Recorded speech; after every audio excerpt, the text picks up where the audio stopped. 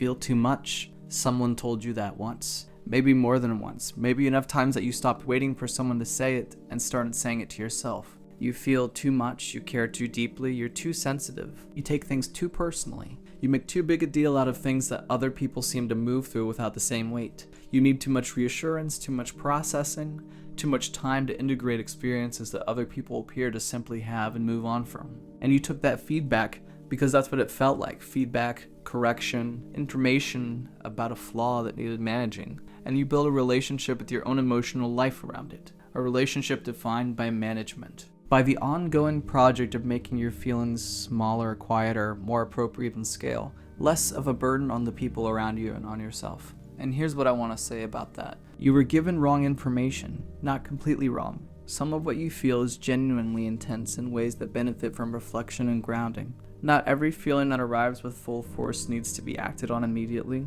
Not every sensitivity is perfectly calibrated. Those things are real. But the core premise, that feeling deeply is a flaw, that your emotional range is a problem to be corrected, that the right goal is to feel less and more manageably, that premise is wrong. And the years you've spent trying to enact it have cost you things that deserve better. That's what I want to talk about. Let me start with what it actually means to feel things deeply, because I think it gets described almost exclusively in terms of its costs. The vulnerability, the intensity, the way it can make ordinary experiences feel larger than they apparently need to be. And the costs are real, but they're half the picture. Feeling deeply means you have access to experiences that people with narrower emotional ranges don't. The specific quality of genuine joy, not surface happiness, but the kind that moves through you completely, that occupies your whole body, that makes you feel fully alive in a way that has no ambiguity to it. The specific depth of real grief, not just sadness, but the kind that fully honors what was lost, that gives the lost thing the weight it deserved, that processes completely rather than skimming the surface and moving on. The specific texture of real connection, being with another person in a way where something is genuinely exchanged, where you feel the specific weight of their experience as well as your own, where the conversation has actual depth because you're actually in it. Those experiences are available to you in ways they simply are not available to people who don't feel at the depth you feel. That's not a consolation prize. That's a different quality of being alive. The problem has never been that you feel too much. The problem has been that you've been in environments and relationships that couldn't hold what you felt, that found it inconvenient or exhausting, or too much to manage alongside their own emotional life. And their inability to hold it got handed to you as your problem, as evidence of your excess. You internalized their limitation as your flaw. I want to talk about the specific experience of being someone who feels deeply in a world that is calibrated for something shallower. From early on, you learned that your emotional responses were often disproportionate to what the environment around you could absorb. The thing that moved you deeply produced a polite response, or a slightly uncomfortable one, or a gentle suggestion that maybe you were taking it a bit too seriously. And you noticed that. The way you respond and the environment's response to your response were out of sync. And the lesson that got drawn was, calibrate down. Make the internal match the external. Don't let what you feel be visible at the level it actually exists. Translate it into something the room can handle. So you became a translator, an ongoing real-time translator of your own inner experience into the more socially acceptable version. Not lying, just editing. Just finding the version of what you feel that doesn't make people uncomfortable. That doesn't require them to meet you at a depth they don't have the capacity for. That doesn't put you in a position of being the one whose feelings have once again taken up more space than they were supposed to. And the translation is exhausting. You know this. The constant mediation between what you actually feel and what you're allowed to show is a specific kind of tired that comes from a life spent partly at war with your own experience. But here's what else the translation costs. Beyond the exhaustion, it costs you the relationships that could actually hold you. Because by presenting the edited version, you filter out the people who would be overwhelmed by the real version, which is reasonable. But you also filter out the people who would not be overwhelmed. Who would actually be relieved to be in the presence of someone who feels things the way you do. Who have been in a world calibrated for shallower feeling and have been quietly lonely for someone who goes to the depth you go to. Those people exist, they're looking for you, and they keep getting the edited version. Let me talk about the specific ways that feeling too much has been weaponized against you, because I think naming this directly is important. You've been told that your emotional responses make you irrational, that the intensity of what you feel clouds your judgment, that you can't be trusted to assess situations clearly because you're too emotionally invested in them to see straight, and you've accepted some version of this. You second-guessed your own clear perceptions because they arrived with feeling attached, and feeling was supposed to compromise their validity. But feeling and perceiving are not opposites. Emotional attunement is actually a form of perception, a way of registering information about situations and people that purely cognitive processing misses. Your feelings are often picking up on something real. The thing that moved you is often worth being moved by. The thing that unsettled you often contains something genuinely unsettling. The calibration isn't always wrong. Sometimes it's more accurate than the flat affect you've been told to emulate. You've been told that your emotional needs make you a burden, that needing to process things, needing more than a brief acknowledgement, needing to feel the full weight of what happened before you move on, that these needs make you difficult, exhausting, more than the average person wants to sign up for. And you took that on. You started preemptively managing your needs into smaller, more portable sizes before presenting them to anyone. You started anticipating the exhaustion before you'd even asked for anything. But your needs are not excessive. They're real. The need to be fully met in the hard thing, to have the full account of your experience received, to not have to translate before you're allowed to be heard, those are human needs, not unusual ones, just ones that require someone with enough capacity to meet them. And rather than find those people, you've been shrinking the needs to fit people who don't have the capacity. And you've been told in various ways that your depth of feeling is the reason things don't work out. The relationship that ended, were you too much? The friendship that faded, did your intensity push them away? The pattern of endings is the common factor, you and the fact that you feel things too completely for anyone to sustain. That narrative is not accurate, but you've half believed it for long enough that it's become the story you return to when things go wrong. A self-indictment that has more of your compliance than it deserves. I want to say something specific about the people who told you that you feel too much. Some of them said it with genuine concern. They could see that you were suffering from the intensity of your own experience and they wanted to help. The suggestion to feel less was a clumsy attempt at a real thing, at helping you regulate, at protecting you from the sharpest edges of your own sensitivity. The intention was not unkind, but the message was wrong. The right response to someone whose emotional experience is intense is not to teach them to have less of it, is to help them develop the capacity to hold it. To sit with what they feel without being overwhelmed by it. To move through intense experiences rather than being submerged in them. That's a very different project from the one you were given. Some of them said it because your feelings made them uncomfortable, because the depth of your emotional life implicitly asked them to match it, and they couldn't, or didn't want to, and so the more comfortable solution was to identify your depth as the problem, rather than their shallowness as a limitation. And some of them said it because feeling deeply is genuinely harder to be around than not feeling deeply. It requires something from the people in your life. It asks them to be present at a level that not everyone is capable of or wants to sustain.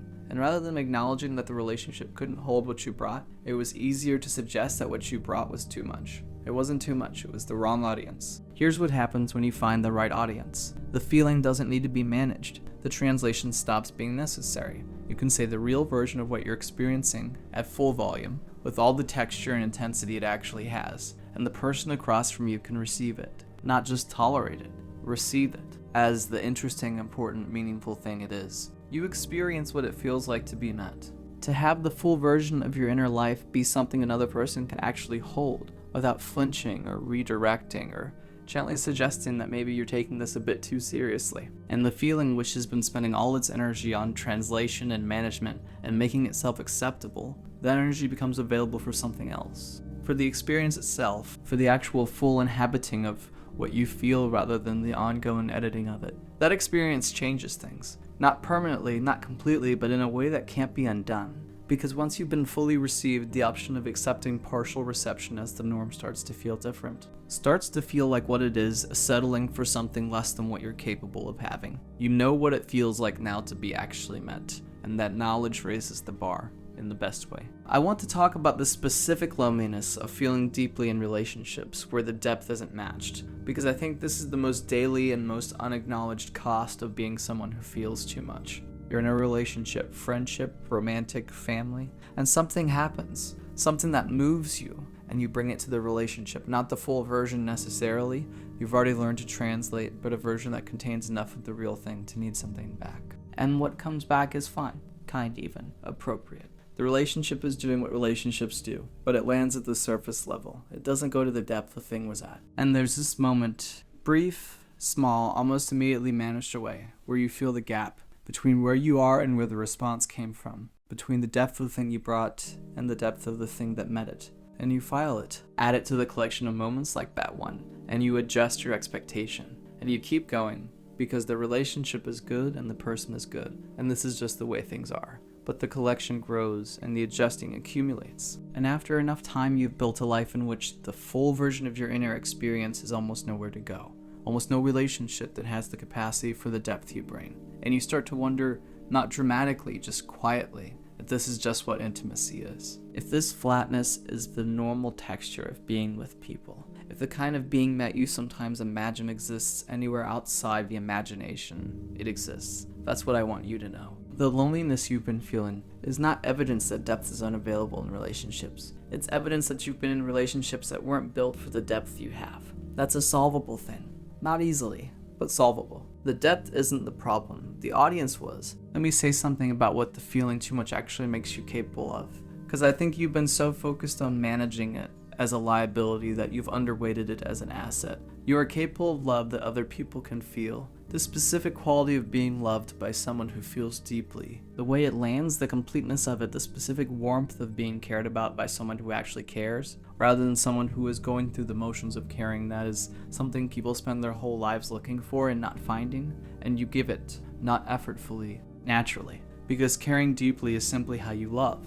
You are capable of presence that other people feel is rare. Being genuinely with someone, in the conversation, in the moment, with the full quality of your attention rather than the managed portion, that's not something everyone can offer. The person who feels deeply is almost always the one other people remember, the one who was actually there, the one whose engagement made the thing feel real. You are capable of understanding that other people feel seen by. The specific ability to receive someone's experience, to actually take it in, to feel the weight of it, to respond from a place of genuine contact with what they've said rather than waiting for your turn. That comes from your own emotional depth. The person who feels deeply knows how to be with other people in their feeling, and that capacity is rare and valuable, and the people who have been in its presence know how rare it is. Those capacities are not accidents, they come directly from the thing you've been trying to reduce. The sensitivity, the depth, the feeling too much, those are the source. Diminishing the source diminishes the capacities. You feel too much? No, you feel the right amount. For you,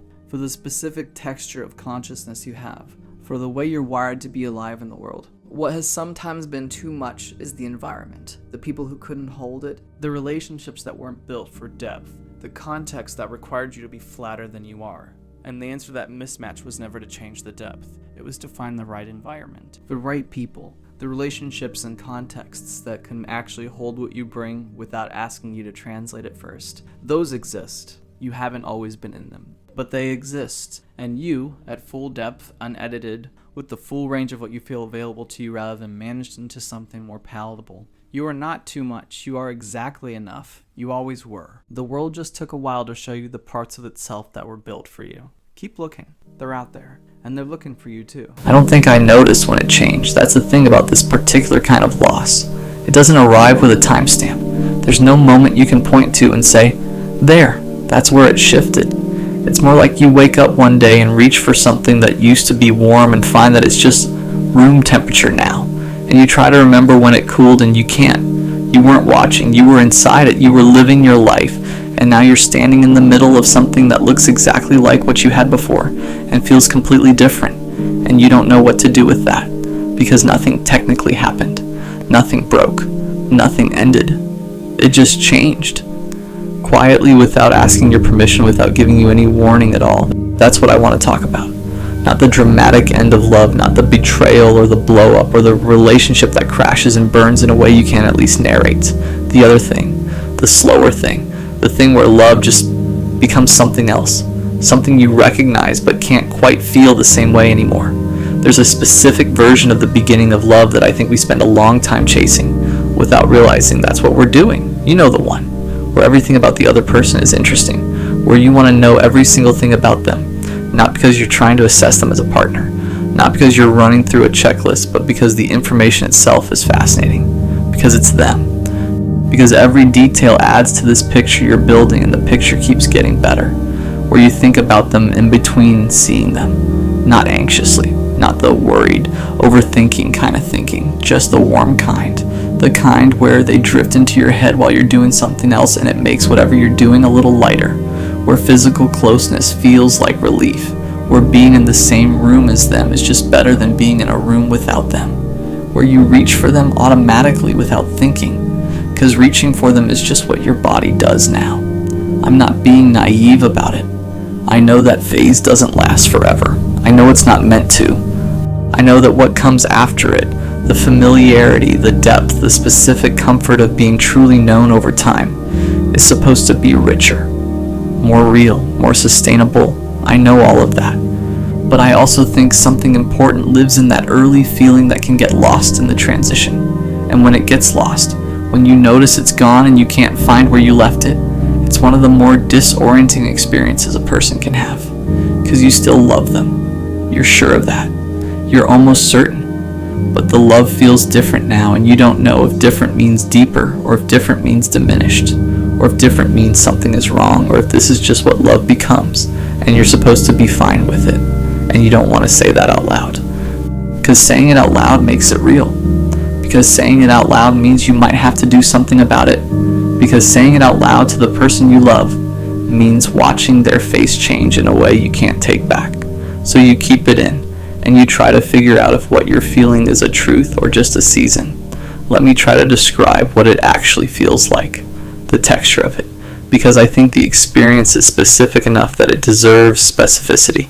It feels like going through the motions of something you used to do naturally, like the actions are all the same, the morning texts, the inside jokes, the way you find each other at the end of the day, but they're running on memory now instead of impulse. You're doing them because you've always done them, because they're part of the structure of this, because stopping would mean something. It feels like looking at photographs from a year ago and being genuinely moved by them, by what you see in both of your faces, by the obvious realness of what was there. And then looking up from the photographs and trying to locate that same thing in the room you're currently in, and finding something quieter, something steadier, but not the same thing. It feels like effort where there wasn't effort before. Not bad effort, not the effort of fighting or managing or holding something damaged together, just the low-grade effort of being engaged, of being present, of generating warmth rather than just feeling it. And you wonder, is this normal? Is this what they mean when they say love is a choice? Is this what mature love actually looks like, and I've just been comparing it to the beginning, which is an unfair comparison which everyone says you shouldn't make? Or is this something else? Is this the feeling of something that's quietly been running out? Here's what I think happens, and I want to be careful here because I'm not sure I have it fully figured out. I think love changes for a lot of reasons, and not all of them are bad. Time changes it. Comfort changes it. The way two people settle into each other changes it. The urgency softens, the novelty fades, the constant low-level electricity of early love, which is genuinely not sustainable and would burn you out, becomes something calmer. That's not death, that's development. That's the thing actually taking root instead of just flowering. But I also think love can change because something went unaddressed, because two people drifted in a direction nobody named, because small resentments accumulated without being resolved, because one person changed and the other person didn't fully notice, or noticed and didn't know how to talk about it, because the communication that would have kept things close got replaced by the comfort that assumes closeness without checking. And those two things, natural development and quiet erosion, can feel almost identical from the inside, which is why it's so hard to know what you're dealing with, which is why people stay in things that have quietly stopped working for years, and also why people leave things that only needed a conversation. The feeling of distance doesn't tell you its own cause. You have to do that work yourself. I want to talk about the loneliness that lives inside this, because I think it's one of the loneliest experiences there is, and it almost never gets named. You are with someone. You love them. You are committed to this, to them, to the life you've built together, and you are lonely. Not always, not completely, but in a real and specific way that you don't know how to explain to anyone, including them. You are lonely for the version of this that used to exist, for the version of them you fell in love with, which is not gone exactly, just harder to access. For the version of yourself that existed inside that early love, that felt so lit up by another person, that moved through the world with this specific lightness that came from being fully, recently chosen. You miss a feeling that technically hasn't ended. You grieve something that is still here, and you can't say that. Because if you say that to the person you're with, what you're saying is, I love you, but being with you used to feel better than this. And that is true and real and doesn't make you a bad person, but it will land like a wound and you know it. So you carry it. You try to generate the feeling through action, through dates and gestures, and recreating the conditions of the early thing as if the early thing was a recipe you could follow. Sometimes that works for a night. Sometimes you catch a glimpse of it and it's enough to keep you going. Sometimes it doesn't work and you sit across from someone you've loved for years, feeling further away than the distance between your chairs. There are things that change love that we don't talk about honestly enough. Disappointment changes it. Not the dramatic kind, the quiet kind. The accumulated weight of small moments where they weren't who you needed them to be. The times you needed them to show up and they didn't. The conversations you tried to have that went nowhere. The ways they've let you see them clearly. And some of what you've seen has been harder to love than you expected. You still love them, but loving someone and being disappointed by them at the same time takes up space. And if the disappointment never gets addressed, if it just gets filed away, handled, moved past without really being resolved, it builds up somewhere, and it changes the texture of the love, makes it a little heavier to carry. Boredom changes it too, and I know that's uncomfortable to say, but I think it's true. Not boredom with the person necessarily, boredom with the shape of things, with the predictability, with knowing exactly how most conversations are going to go, how most evenings are going to end, what they're going to say about any given topic before they say it. That predictability is also comfort. It's also safety. It's also the thing people mean when they say they want a partner, and not just a feeling. But it can quietly drain something from the experience of being together if nobody tends to it. If you let the routine become the whole thing. And then there's change itself. People change. You've changed. They've changed. And sometimes two people change in directions that continue to align, and sometimes they change in directions that quietly diverge. And if you're not paying attention, if you're assuming alignment because that's how it used to be, you can find yourself standing next to someone who is genuinely different from the person you fell in love with without either of you having done anything wrong. I want to say something about the guilt, because I think people who feel this carry a disproportionate amount of guilt for something that isn't a moral failing. You didn't choose for love to feel different. You didn't decide one morning to care less, to feel less, to be less moved by the person you've committed yourself to. It didn't happen because you weren't trying hard enough or grateful enough or mature enough. Feelings don't work like that. You cannot effort your way into an emotion. You cannot guilt yourself into warmth.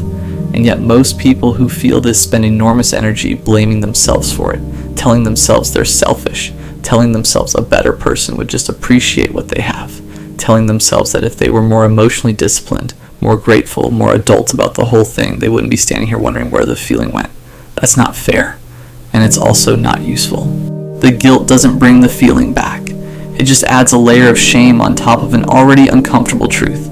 And shame makes you less likely to address the thing directly, because addressing it means admitting it, and admitting it means facing the shame you've been trying to outrun. So you end up in this place where you feel something true, feel guilty for feeling it, can't address it because the guilt is in the way, and the thing just continues. Let the guilt go, or at least set it down long enough to look at what's underneath it, because underneath it is just a person who loves someone and is trying to understand why something that used to feel one way feels different now. That's not a character flaw. That's just being human in a long relationship with another human who's also changing all the time. You're allowed to feel this and still be a good person. You're allowed to name this and still love them. You're allowed to be confused and uncertain and a little sad about the distance between now and then, without it meaning that everything is over.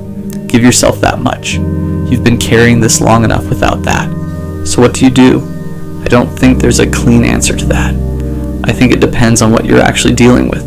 Whether this is natural development or quiet erosion, whether the love has changed or the relationship has stopped tending the love, whether you've grown apart or just stopped checking in. But I do think the first thing is naming it, saying it somewhere, even if just to yourself first. Not dramatizing it, not catastrophizing it, just being honest about what you feel. Love feels different now. I don't know what that means yet.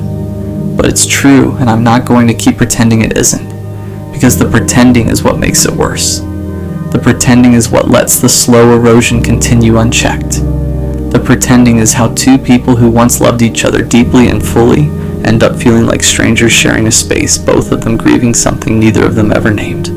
You owe it to yourself and to them to name it, not as an accusation, not as a verdict, just as information. as a real and honest thing that's happening inside you that the relationship deserves to know about. Because sometimes naming it is what brings it back. Sometimes the conversation you've been afraid to have is the thing that opens a door you thought had closed. Sometimes love that has quieted down is not love that has ended. It's love that stopped being tended and just needs someone to tend it again. And sometimes you name it and you find out that you've both been feeling it. That you've both been carrying this private grief about what used to exist. And somehow impossibly that shared grief becomes the beginning of something closer than what you had before. Because you're finally actually in it together instead of separately managing the loss of it.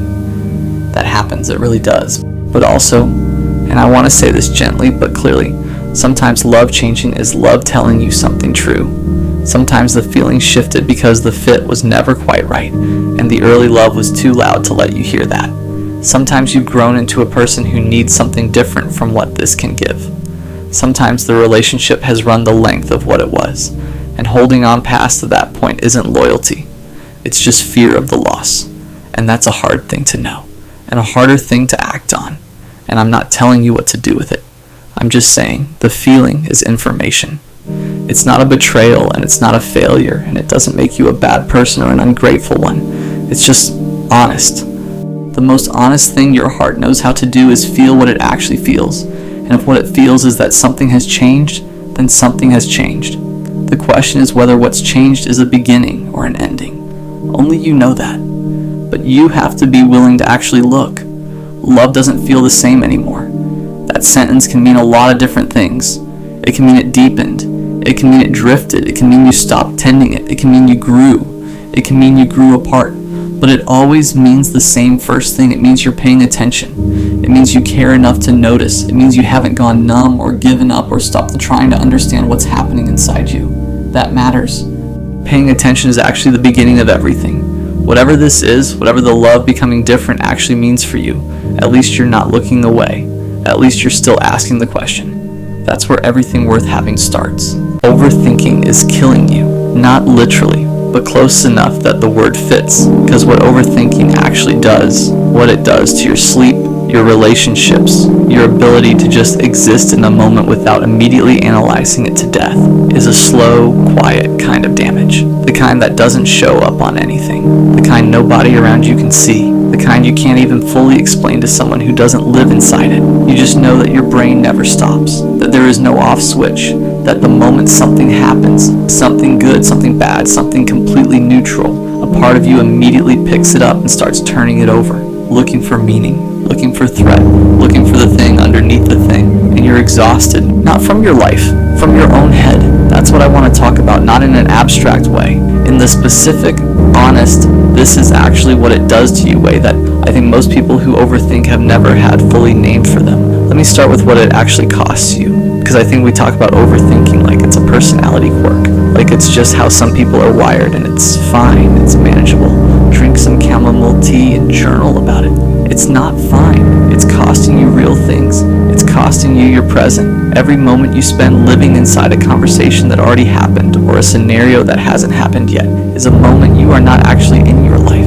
Not in the room, not with the people in front of you, not feeling what there is to feel right now. You're somewhere else in the past replaying something you can't change, or in the future preparing for something that might never arrive. And the present just keeps passing, quietly, without you in it. It's costing you your relationships because overthinking doesn't stay internal. It bleeds out. It changes how you communicate. You either over-explain because your brain has run every possible misinterpretation and you're trying to preempt all of them. Or you go completely quiet because saying anything feels like opening a door you won't be able to close. It makes you pull back at exactly the moments you should be moving closer. It makes you read distance into things that aren't distant and miss the actual warning signs because you're too busy analyzing the fake ones. It's costing you your confidence. Every decision that should be simple becomes a referendum on your judgment. Every choice carries the weight of all the ways it could go wrong. And over time, all that second guessing teaches you that you can't be trusted, that your instincts are unreliable, that before you do anything you need to think it through one more time, just to be sure. One more time becomes the only time you ever operate, and you stop trusting yourself completely. Here's the part I want to name that doesn't get named enough. Overthinking feels productive.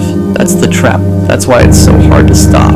When you're running every scenario, when you're analyzing every angle, When you're preparing responses to conversations that haven't happened yet, it feels like you're doing something, like you're being responsible, thorough, like you're the kind of person who thinks things through instead of just reacting. But there's a difference between thinking something through and thinking it to death. Thinking something through has an endpoint. You gather the information, you consider the options, you make a call. Overthinking has no endpoint. It circles, it loops back, it generates new questions every time it answers one. It is thinking that has gotten detached from any useful destination and is now just running, because running is what it does. You're not solving anything, you're just spinning, and the spinning feels like work, so you keep doing it, and meanwhile the actual thing, the decision, the conversation, the moment, either passes or gets worse because you waited too long inside your own head to address it, and that's the cost. You prepare endlessly for a life you're not actually living. I want to talk about relationships specifically because I think that's where overthinking does its cruelest work. You meet someone, or you're already with someone, and something small happens. A text that's slightly shorter than usual, a tone that's slightly different, a moment where they seem somewhere else, something that a non-overthinking brain would register and file under. Probably nothing. Your brain does not file it under probably nothing. Your brain picks it up and immediately starts building. What did that mean? Why was it different? Is something wrong? Did I do something? Are they pulling away? Is this the beginning of the end? And within 20 minutes you have constructed an entire narrative, detailed, internally consistent, emotionally devastating, about something that was probably just them being tired. And now you're responding to that narrative instead of to reality. You're quieter with them because of the story your brain wrote. You're more careful, more guarded, slightly more distant. And they notice, and of course they notice, and they adjust to your adjustment. And now there actually is a slight distance between you. Not because anything was wrong, because your brain made something out of nothing and you responded to the something and created a version of the nothing that is now real. You worried the thing into existence. That happens more than you think. The distance you're always afraid of, the one you're constantly scanning for. Sometimes you're the one creating it, not intentionally, not consciously, just by living inside the story your brain built instead of the reality that was actually there. There's something I want to say about the specific exhaustion of being an overthinker in a relationship with someone who isn't, because the gap between those two processing styles is genuinely one of the hardest things to bridge. You bring something up, gently, carefully, after having thought about how to phrase it for 3 days, and they look at you and say something like, "I don't know, I wasn't really thinking anything by it," and they mean it. They genuinely weren't thinking anything by it. It was just a thing they said or did, and they've already moved on, and they have no idea you've been carrying the weight of it for 72 hours. And you don't know whether to feel relieved or more anxious, because if they weren't thinking anything by it, then all of that was in your head. And if all of that was in your head, how much other stuff is in your head? And if you can't tell the difference between real signals and fabricated ones, how do you ever trust your own read on anything? So the conversation you tried to have to get clarity ends up producing more questions than it answered, and the cycle starts again. That's not a communication problem. That's not a compatibility problem. That's overthinking making a relationship harder than it needs to be by introducing a third party into every interaction, the version of the other person that exists in your head, running their lines in the scenarios you've scripted, behaving in the ways your anxiety has assigned them. That third party is not real, but they take up a lot of space. Let me talk about where this comes from. Not in a blame your childhood way, though honestly sometimes it is partly that, but in the way that's useful. The way that helps you understand the mechanism so you can start to work with it instead of just being run by it. Overthinking is almost always rooted in one of two things, sometimes both at once. The first is a history of things going wrong in ways you didn't see coming. If you've been blindsided before, hurt in a way you didn't anticipate, by someone you trusted, in a situation you thought was safe, your brain learns a lesson. The lesson is you didn't see it coming last time and it cost you. So this time you will see it coming. This time you will watch for it. This time you will be ready. And your brain takes that lesson seriously. It starts scanning constantly for anything that could be an early signal, for any pattern that resembles the one that came before the hurt. It gets very good at finding those patterns, partly because they're real sometimes, and partly because if you look hard enough at anything, you can make it resemble almost any pattern you're searching for. The second root is a low-grade belief that things won't work out for you specifically, that good things are fragile and temporary and will be taken away, that you are, in some fundamental way, more likely to lose what you love than to keep it. And so the overthinking is partly preparation. If you can anticipate the loss, you can brace for it. You can be ready, and partly a way of maintaining a small amount of control in situations where you feel fundamentally out of control. Neither of those roots make you broken. They make you someone who learned to protect themselves in the only way that made sense at the time. The problem is that protection has outlasted the thing it was protecting against, and now it's protecting you from things that aren't actually threatening, and the protection itself is the thing doing the damage. I want to talk about what overthinking does to your sense of self, because I think this is the part that goes most unacknowledged and does the deepest damage. When you overthink long enough, when you spend enough time living inside hypothetical versions of events rather than actual ones, you start to lose the thread of who you actually are underneath all the analysis. Because overthinking requires you to constantly model other people, to simulate how they see you, what they think of you, how they're interpreting your words and actions. And the more you do that, the more your sense of yourself becomes contingent on those simulations. You start to know yourself primarily through the imagined eyes of other people. Your self-image becomes a composite of all the ways you've imagined being perceived. That's not a self, that's a performance with no audience. And the real you, the one with instincts and preferences and reactions that don't need to be analyzed before they're allowed to exist, that person gets quieter and quieter the longer the machine runs. Because every time a feeling or an instinct arises, the overthinking brain immediately intercepts it, runs it through the filter, asks whether it's appropriate, whether it's too much, whether expressing it will cause a problem. And most of the time, the feeling gets managed instead of felt, processed instead of expressed, filed away instead of lived. You become someone who is very good at understanding emotions and very unpracticed at actually having them in real time. That's a loss, a quiet, accumulating, significant loss. Here's what nobody tells you about trying to stop overthinking. You cannot think your way out of overthinking. I know how obvious that sounds. I know. But it's genuinely the trap that most people fall into.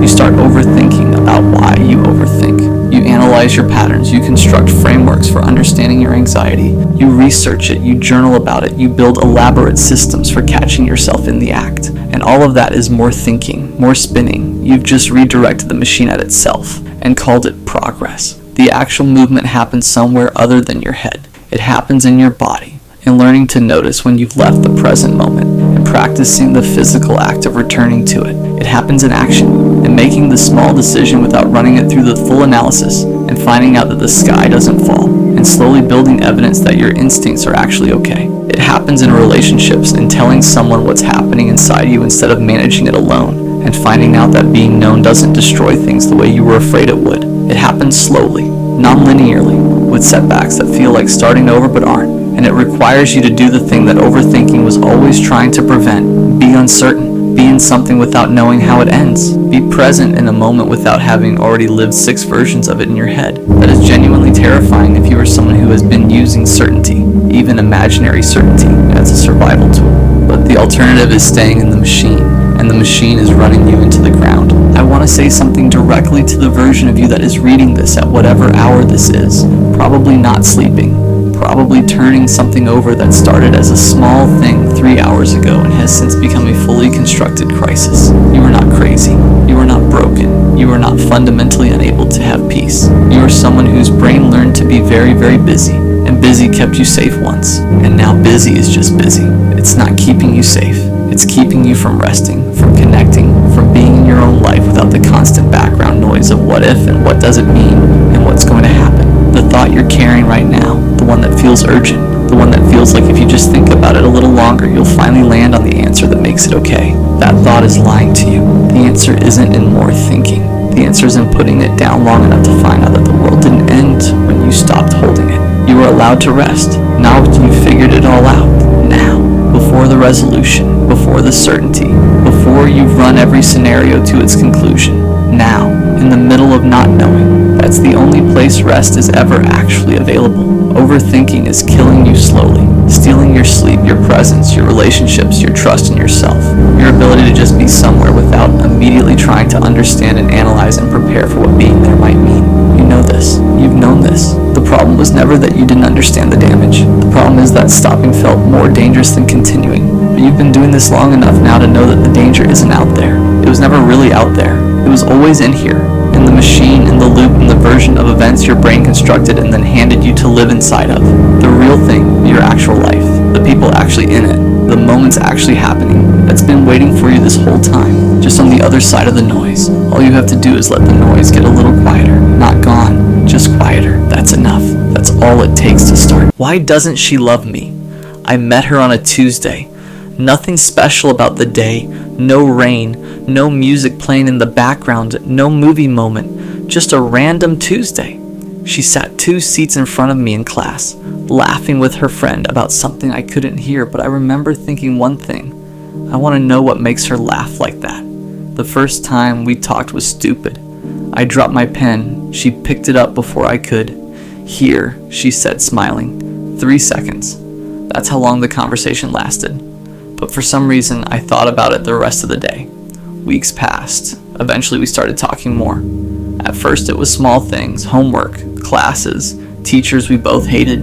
Then it became normal. We'd sit next to each other, walk out of class together, send random messages late at night. And somewhere along the way, I started noticing things. The way she tucked her hair behind her ear when she was nervous. The way she laughed at her own jokes. The way she said my name. That's when it happened. I liked her. Everyone around me knew it before I admitted it. My friends would say things like, "Bro, you're down bad." I'd laugh it off. But they were right. Because suddenly everything I did started revolving around her. I'd check my phone hoping she texted. I'd replay conversations in my head. I'd think about what she meant when she said something, over and over again. One night we were texting. It was past midnight. The conversation slowed down until it turned into one of those deep talks people only have when they're tired. She told me about her fears, about how she overthinks everything, about how she's scared of getting hurt. And I remember staring at my screen thinking, how could anyone hurt someone like her? Then she sent a message. "Thanks for always being there." That sentence felt like winning the lottery. Months passed like that. Same routine, talking, laughing, late night conversations, but something was missing. Something obvious. She never flirted, never hinted, never gave me the signals everyone talks about, but she also never left. So I convinced myself it meant something. One day my friend asked me a question. "Have you told her you like her yet?"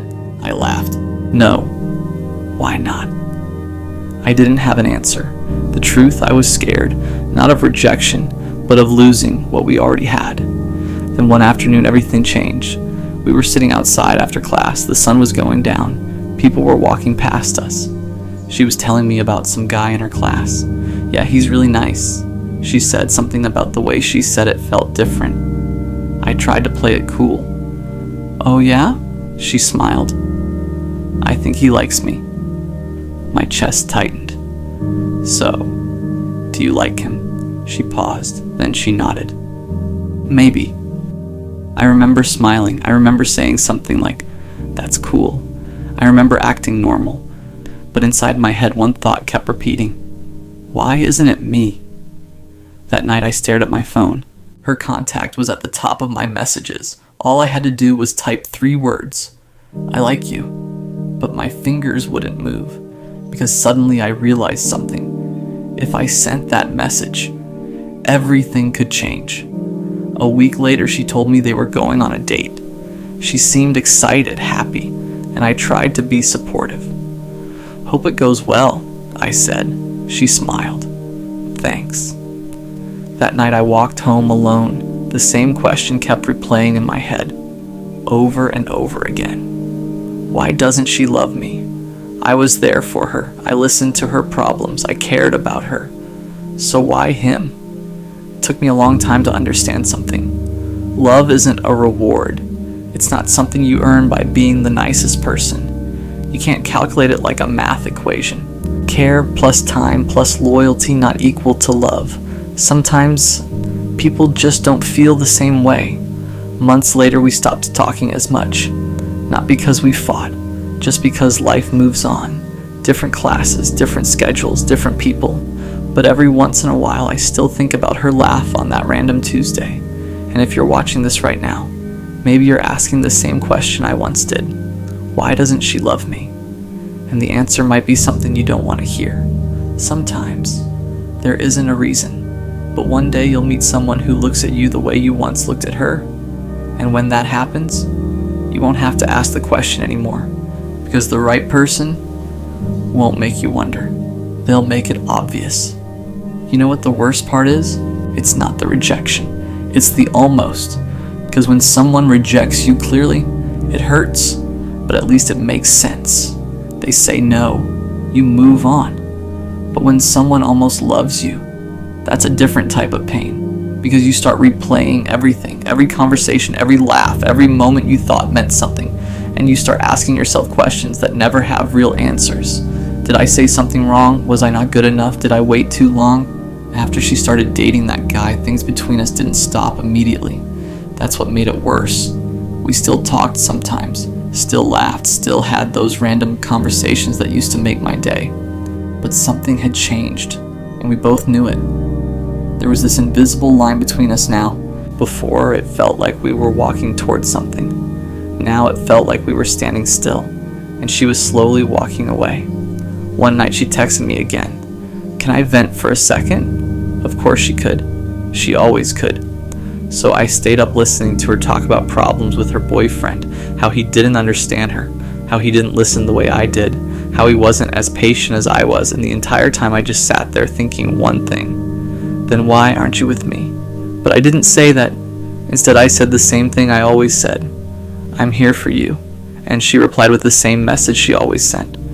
You're such a good friend. That sentence. You're such a good friend. People say it like it's a compliment.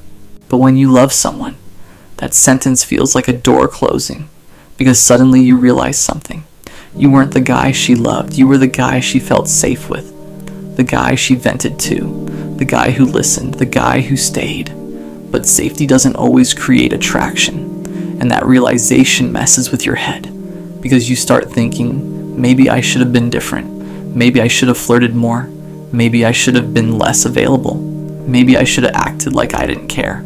And that's when something dangerous starts happening. You begin to question the way you are as a person. You start thinking kindness is weakness. You start thinking loyalty is stupidity. You start thinking caring too much is the reason you got hurt.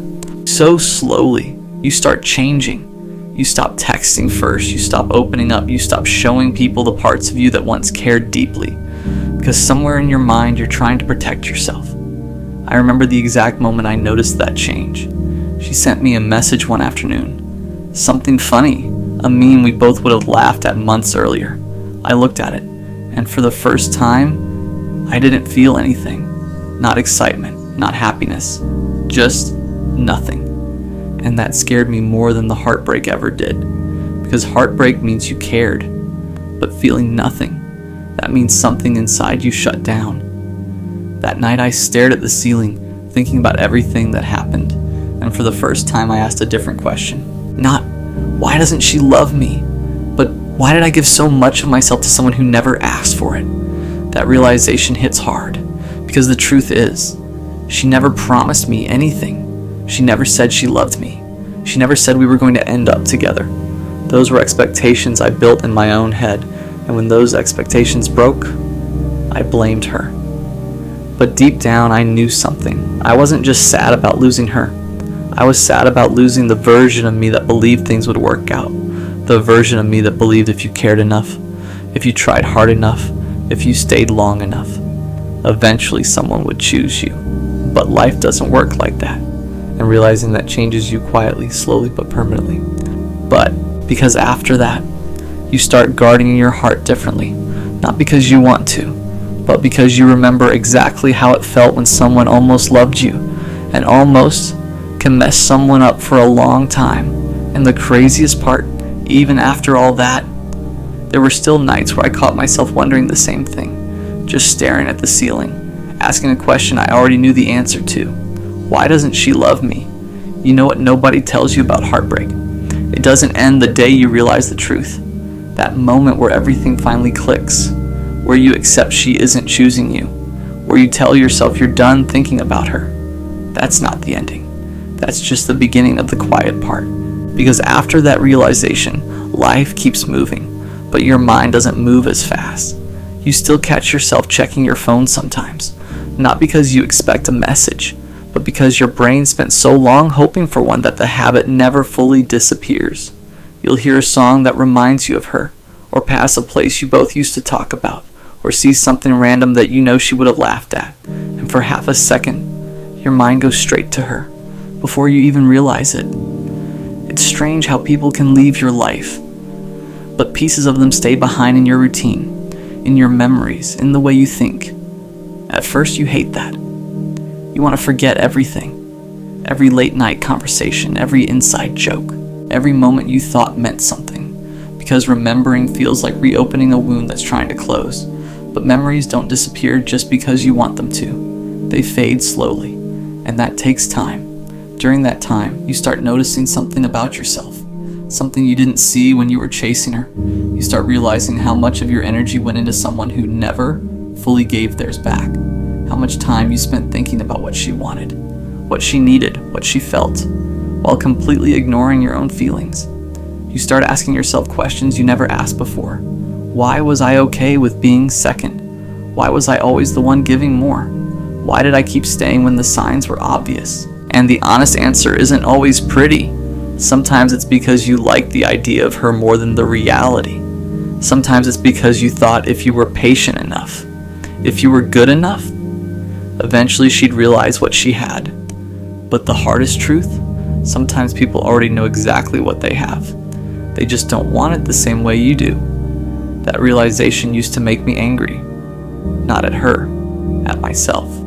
Because once you see the pattern, you start wondering how many times you ignored your own instincts.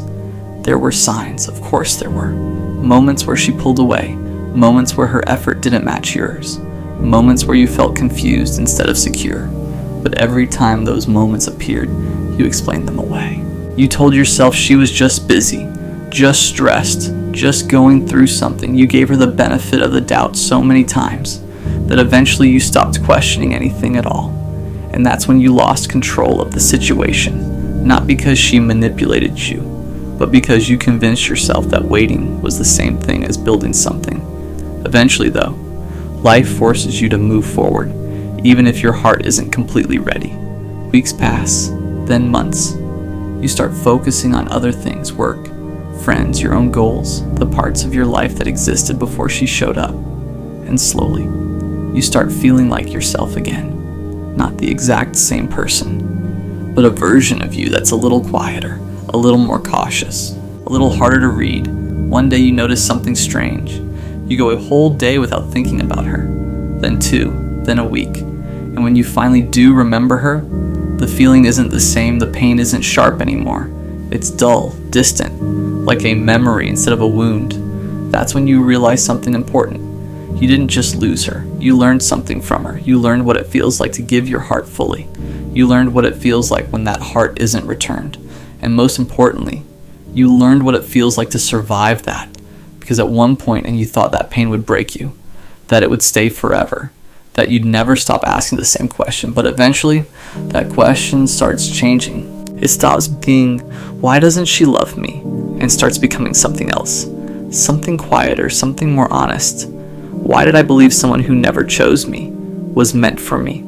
You know what's strange? For the longest time, the question stayed the same.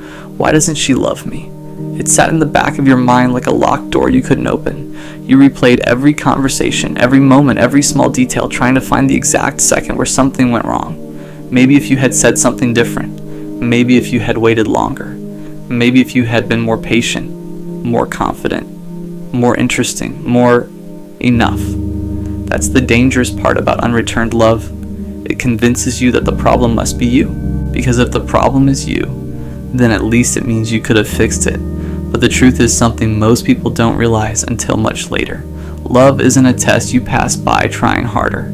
It's not a reward you earn by being patient. It's not something you convince someone to feel. Real love happens naturally. 2 people choosing each other. Not one person chasing while the other hesitates. Not one person waiting while the other decides. Choosing freely every day. And once you understand that, something inside you shifts. You stop looking back at the situation as a failure. You start seeing it as clarity. Because if someone doesn't love you, it doesn't mean you were unlovable. It just means you were loving the wrong person. That realization takes time to accept. At first, it almost feels unfair.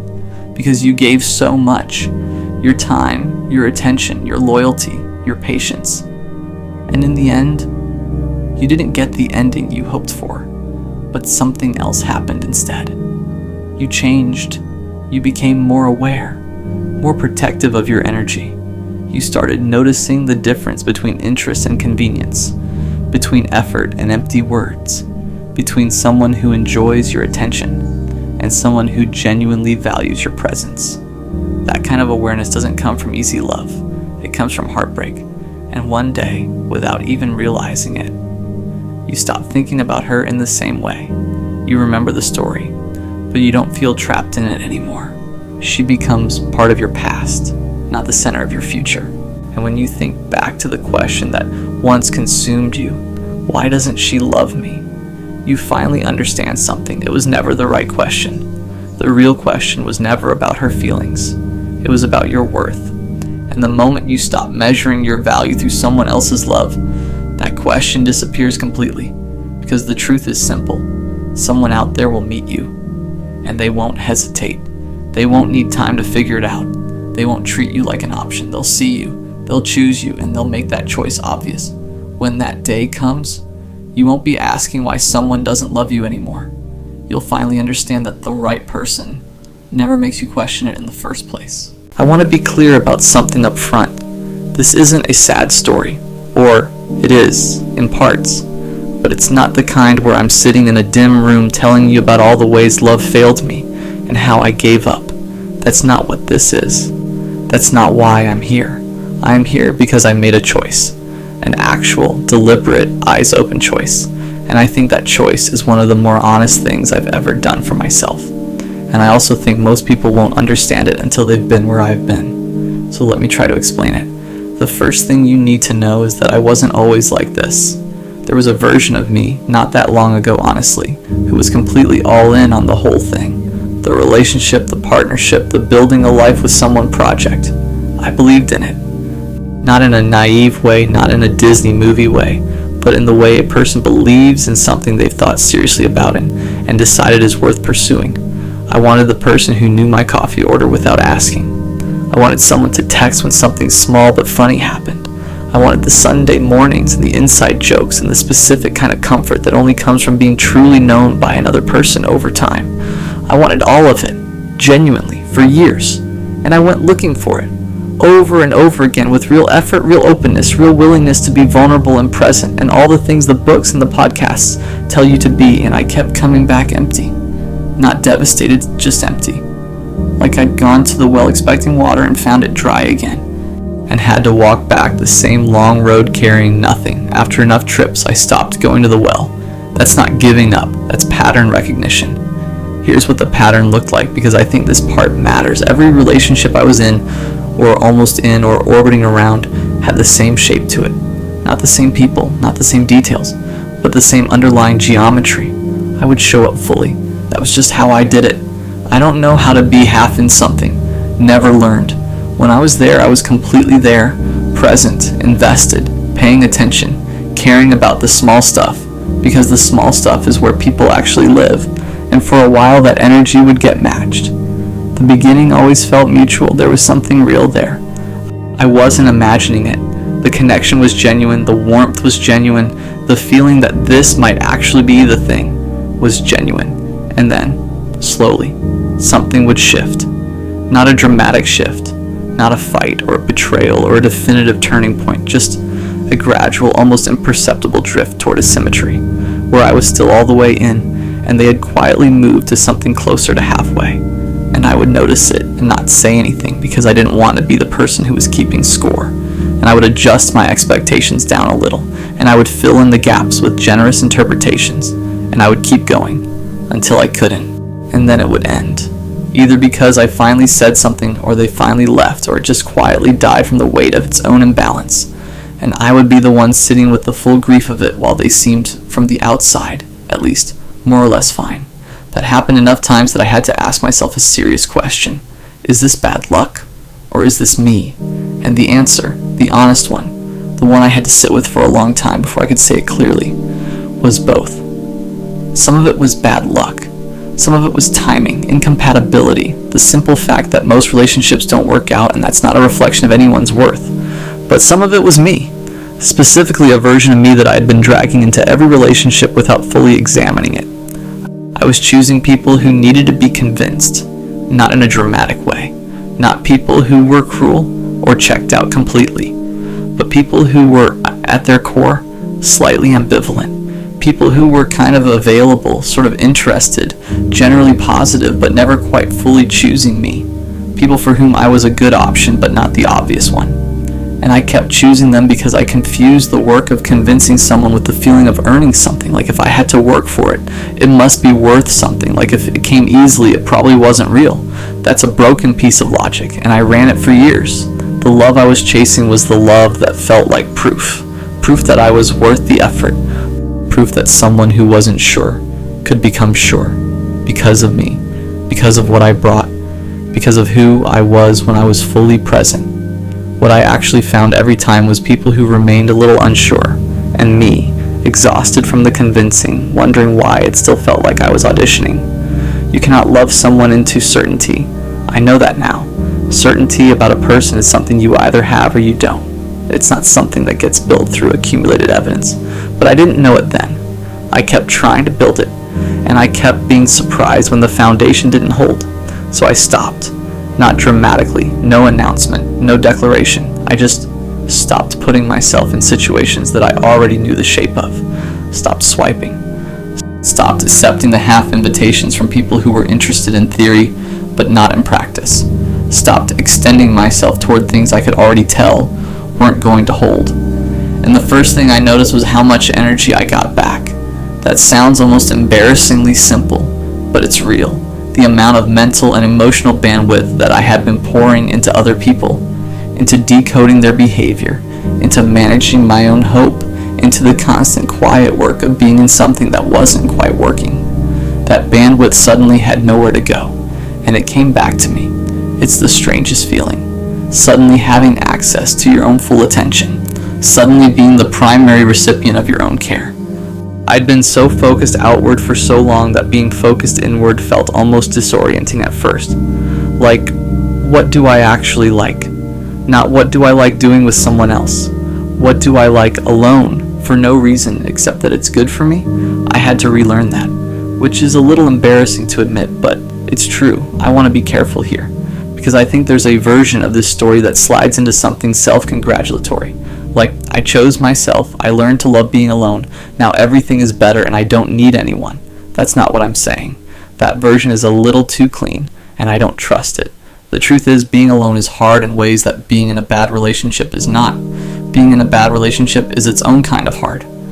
The grief of it, the confusion of it, the way it chips at you, I'm not romanticizing that. But there's a version of the suffering in a relationship that at least has company.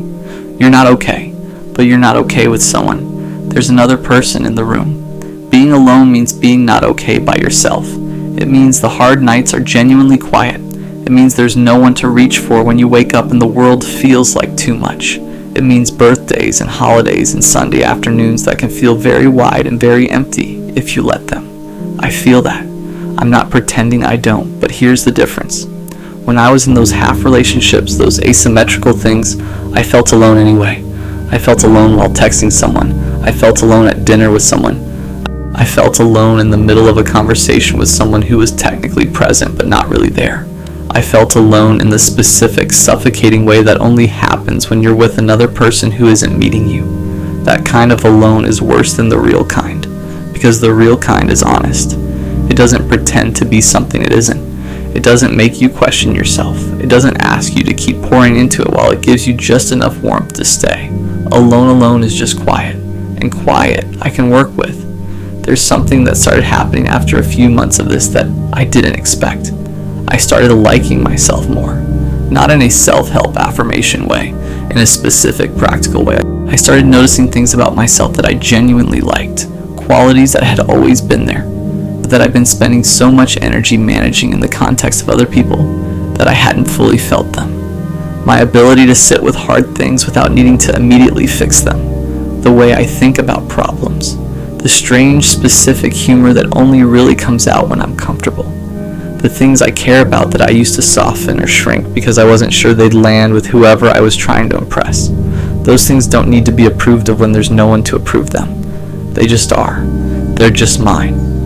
And I realized, and this is the part that hit me harder than I expected, I realized that for years I had been trying to get other people to validate things about me that I hadn't validated for myself yet. I was looking for them to confirm that I was worth loving before I'd really decided that for myself. That's not a thing another person can do for you. I see that clearly now. You can be loved by a dozen people and still feel worthless if you haven't done the internal work. Love from the outside doesn't fill the inside. It just temporarily covers the gap. I had to do that work, and I could not do it while I was constantly looking outward. Let me tell you about a specific night that I think about sometimes. It was a Saturday, about 4 months into doing this thing deliberately. And I had nothing going on, no plans, no one to meet, no one to check in with, just a whole evening by myself. A few months earlier, that would have felt like failure, like evidence of something wrong with my life. I would have spent half of it anxious, texting people, trying to manufacture some company, telling myself I was fine while quietly being not fine at all. That night I made dinner, took longer than I needed to, listened to music I liked at a volume I liked, ate at my own table in my own time without checking my phone, watched something I'd been meaning to watch for a long time, went to bed when I was actually tired, not because there was nothing else to do. And somewhere in the middle of all of that, I realized I was happy. Not in an event way, not because something good had happened, just quietly, steadily happy, content actually, in a way that didn't require anything from anyone. That felt new, that felt important, because I think for most of my adult life, I had been treating happiness as a thing that required ingredients, people, plans, someone to share it with. And that night I discovered it could just be a state, a default, something you could arrive at by removing the things that were disrupting it rather than adding more things to try to create it. That was the night I really understood why I'd chosen this. I want to address the thing people say, because there are a few responses you get when you tell someone you're choosing to be alone, and most of them are well-meaning but not quite right. The first one is, you'll change your mind when you meet the right person. Maybe. I'm not ruling it out. I'm not taking a vow. But this statement assumes that the choice to be alone is a temporary state of waiting, like I'm just in a holding pattern until the right flight comes in. And that framing misses the whole point. I'm not waiting. I'm here. I'm actually fully here, in this life, right now. Not as a placeholder until something better comes along. The second one is you're scared of getting hurt. And look, yes, obviously, I'm a person. I've been hurt, and getting hurt is part of the record. But choosing to be alone isn't the same as choosing to be closed. I'm not building walls, I'm building a self that is solid enough that the next time I open up to someone, I'm doing it from a place of wholeness instead of a place of need. There's a difference between protecting yourself out of fear and protecting yourself out of self-respect. One closes everything down and the other just raises the standard. The third one, and this is the one that's hardest to explain, is, but don't you get lonely? Yes, sometimes, of course. But loneliness that comes from being alone is clean, it's honest. It points at a real thing, a real gap, a real human need. And I can sit with it, name it, feel it, and let it pass. That's survivable. That's just being human. The loneliness that comes from being in the wrong relationship and from being with someone and still feeling unseen, unchosen, like a guest in something that should feel like home, that loneliness has no clean edge. You can't point to it. You can't name it without sounding ungrateful. You can't let it pass because the source of it is still right there next to you. And every day you're in it, you're just adding more distance between yourself and the life you actually want. I'll take the honest loneliness every time. I've been thinking lately about what I actually want. Not as a performance of self-awareness, like the real list, the one I'd only tell myself. I want to feel chosen, really chosen. Not tolerated, not convenient, not the best available option for someone who's still looking over their shoulder. Chosen. The way you choose something when you thought about it clearly and you still want it. The way you choose something and then keep choosing it on the days when it's difficult. I want someone who wants to know me. Not the surface, not the job and the opinions and the easy conversation. The actual me. The specific, sometimes difficult, definitely imperfect actual person. I want it to feel mutual. I want to stop being the one who loves more, works more, stays more. I want to be in something that meets me somewhere in the middle and stays there. And I decided, and this is the core of all of this, I decided that I would rather wait for that thing than keep settling for the shapes of it. I would rather be here in my own life, fully present, and genuinely okay, than be in something halfway good that slowly costs me myself. That's not lowering my expectations, it's raising them. It's saying it's this specific thing, this particular experience of being really seen and really chosen and really met. That's what I'm holding out for. Not perfection, not the absence of difficulty, just mutuality, just real. And until that's available, I'm here, I'm fine here, I'm more than fine. So that's why I chose to be alone, not because love failed me, though it did sometimes, not because I stopped believing in it, because I didn't, not because I'm scared, though fear is part of everything, because I finally got honest about what I was actually doing when I kept showing up for things that weren't working. I was filling a space, managing a loneliness, keeping myself busy with the project of someone else so I didn't have to sit with the quieter, harder project of myself.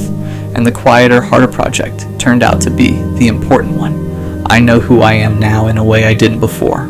I know what I need, I know what I'm willing to give and what I'm not willing to keep giving to things that take it without returning it. I know the difference between loving someone and needing them to make me feel like I'm okay. That knowledge didn't come from a relationship, it came from the absence of one. From enough quiet to actually hear myself. And when the right person comes, if they come, when they come, I'll be someone worth finding. Not someone still figuring out what they want. Not someone so hungry for connection that they'll take any version of it. Someone whole.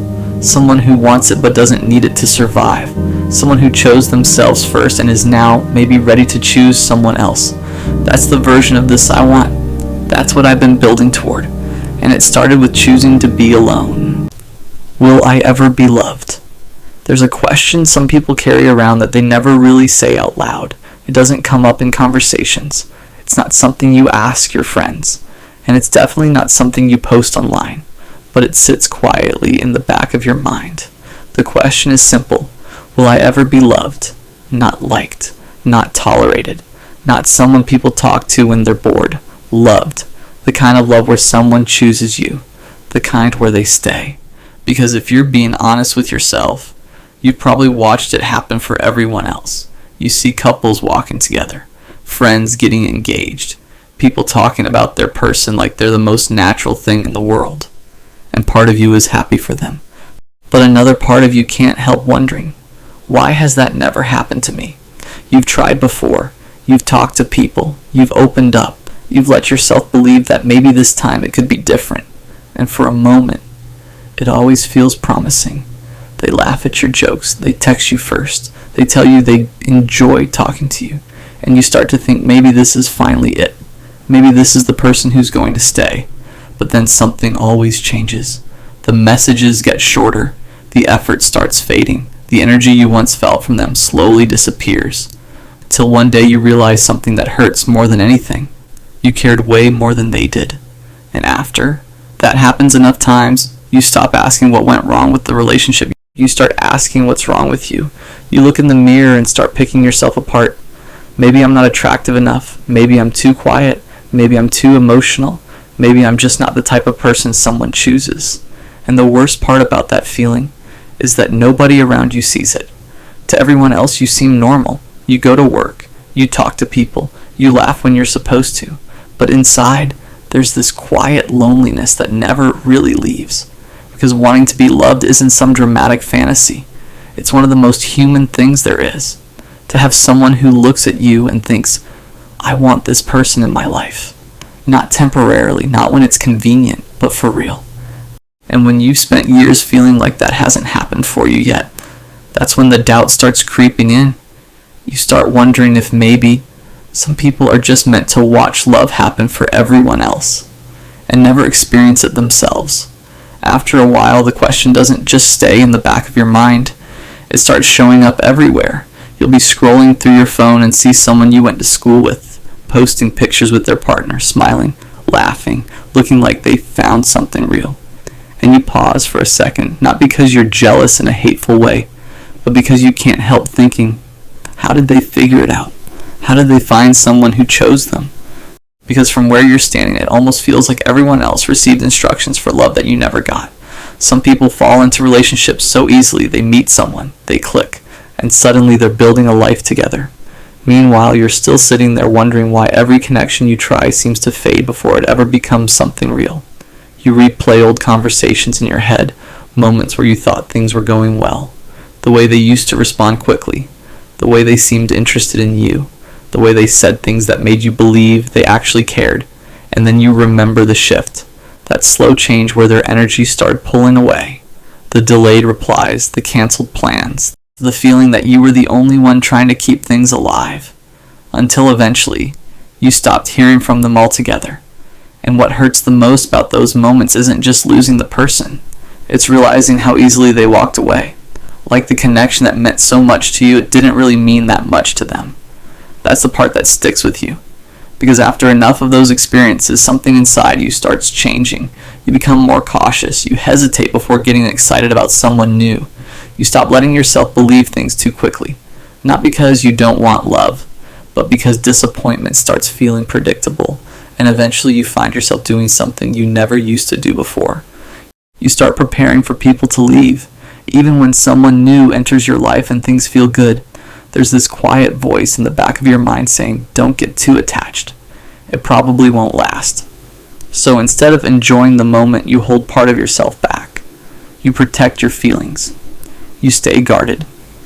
And the strange thing about that kind of loneliness is that it doesn't always happen when you're physically alone.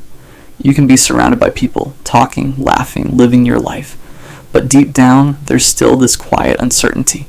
Because the question never really disappears. Late at night, when everything gets quiet, it comes back again. Will someone ever truly love me? Not temporarily, not out of convenience, but the kind of love where someone looks at you and decides, you're worth staying for. And when you've spent years feeling like you're still waiting for that moment, it's hard not to start wondering if maybe it was never meant for you at all. The hardest part about carrying that question, will I ever be loved, is that eventually it stops sounding like a question. It starts sounding like an answer. After enough disappointments, enough people leaving, enough almost relationships that never become real, something inside you slowly shifts. You stop expecting love, not dramatically, not in some big moment where you say you're done with relationships forever. It's quieter than that. You just stop hoping the same way you used to. When you meet someone new, you don't let yourself imagine a future with them anymore. You don't let your mind wander into those what-if scenarios, because every time you did that in the past, it eventually ended the same way they left. So now you protect yourself. You convince yourself that you don't really need love like other people do. You focus on work, on hobbies, on building a life that doesn't rely on anyone staying. And on the outside, it actually starts to look like you're doing better. You're more independent. You don't chase people anymore. You don't beg for attention. You don't sit around waiting for someone to text you back. But what most people don't see is the quiet sadness that comes with that kind of independence. Because deep down, you never actually stop wanting love. You just stop believing it would happen. There's a difference, and that difference shows up in the smallest moments. Like when you're walking somewhere alone and you see a couple holding hands, or when your friends start talking about their relationships and the little things their partner does for them, or when you're lying in bed at night and the room is completely silent. That's when the thought slips back in again. What if it never happens for me? What if I'm one of those people who's always the friend, always the listener, always the one who's there for everyone else, but never the person someone chooses? Because when you've spent enough time feeling overlooked, it starts changing the way you see yourself. You begin assuming that if someone better walks into their life, they'll choose them instead of you. That if someone more exciting shows up, you'll be forgotten. So you keep your expectations low. You tell yourself you're fine on your own.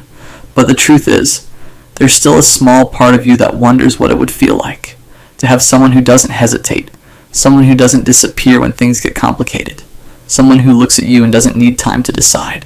They just know, and maybe the scariest part of all is realizing how badly you still want that, even after everything, even after the doubt, even after convincing yourself you don't need it. That small part of you still hopes that one day someone will walk into your life and prove that all those fears were wrong. But here's something most people don't realize when they ask that question. Will I ever be loved? The problem isn't that you're unlovable. The problem is that when you've been hurt enough times, you start measuring your worth by the people who didn't stay. You start using their choices as proof. Proof that you weren't enough. Proof that you were easy to leave. Proof that maybe love just isn't something meant for you. But those people were never the judges of your value. They were just people who passed through your life And sometimes people leave not because you lacked something, but because they were never meant to stay long enough to see everything you are. The truth is, love doesn't happen on a schedule. Some people find it early. They meet someone at 18, 20, 22, and it feels like their life just clicked into place. But for a lot of people, it takes longer. Not because they're less worthy, but because the kind of love they're meant to have requires the right person. And the right person isn't someone who hesitates about you. It's not someone who keeps you guessing. It's not someone who makes you question whether you matter. The right person doesn't make you feel like you're asking for too much just by wanting to be chosen. They make it clear, effortlessly.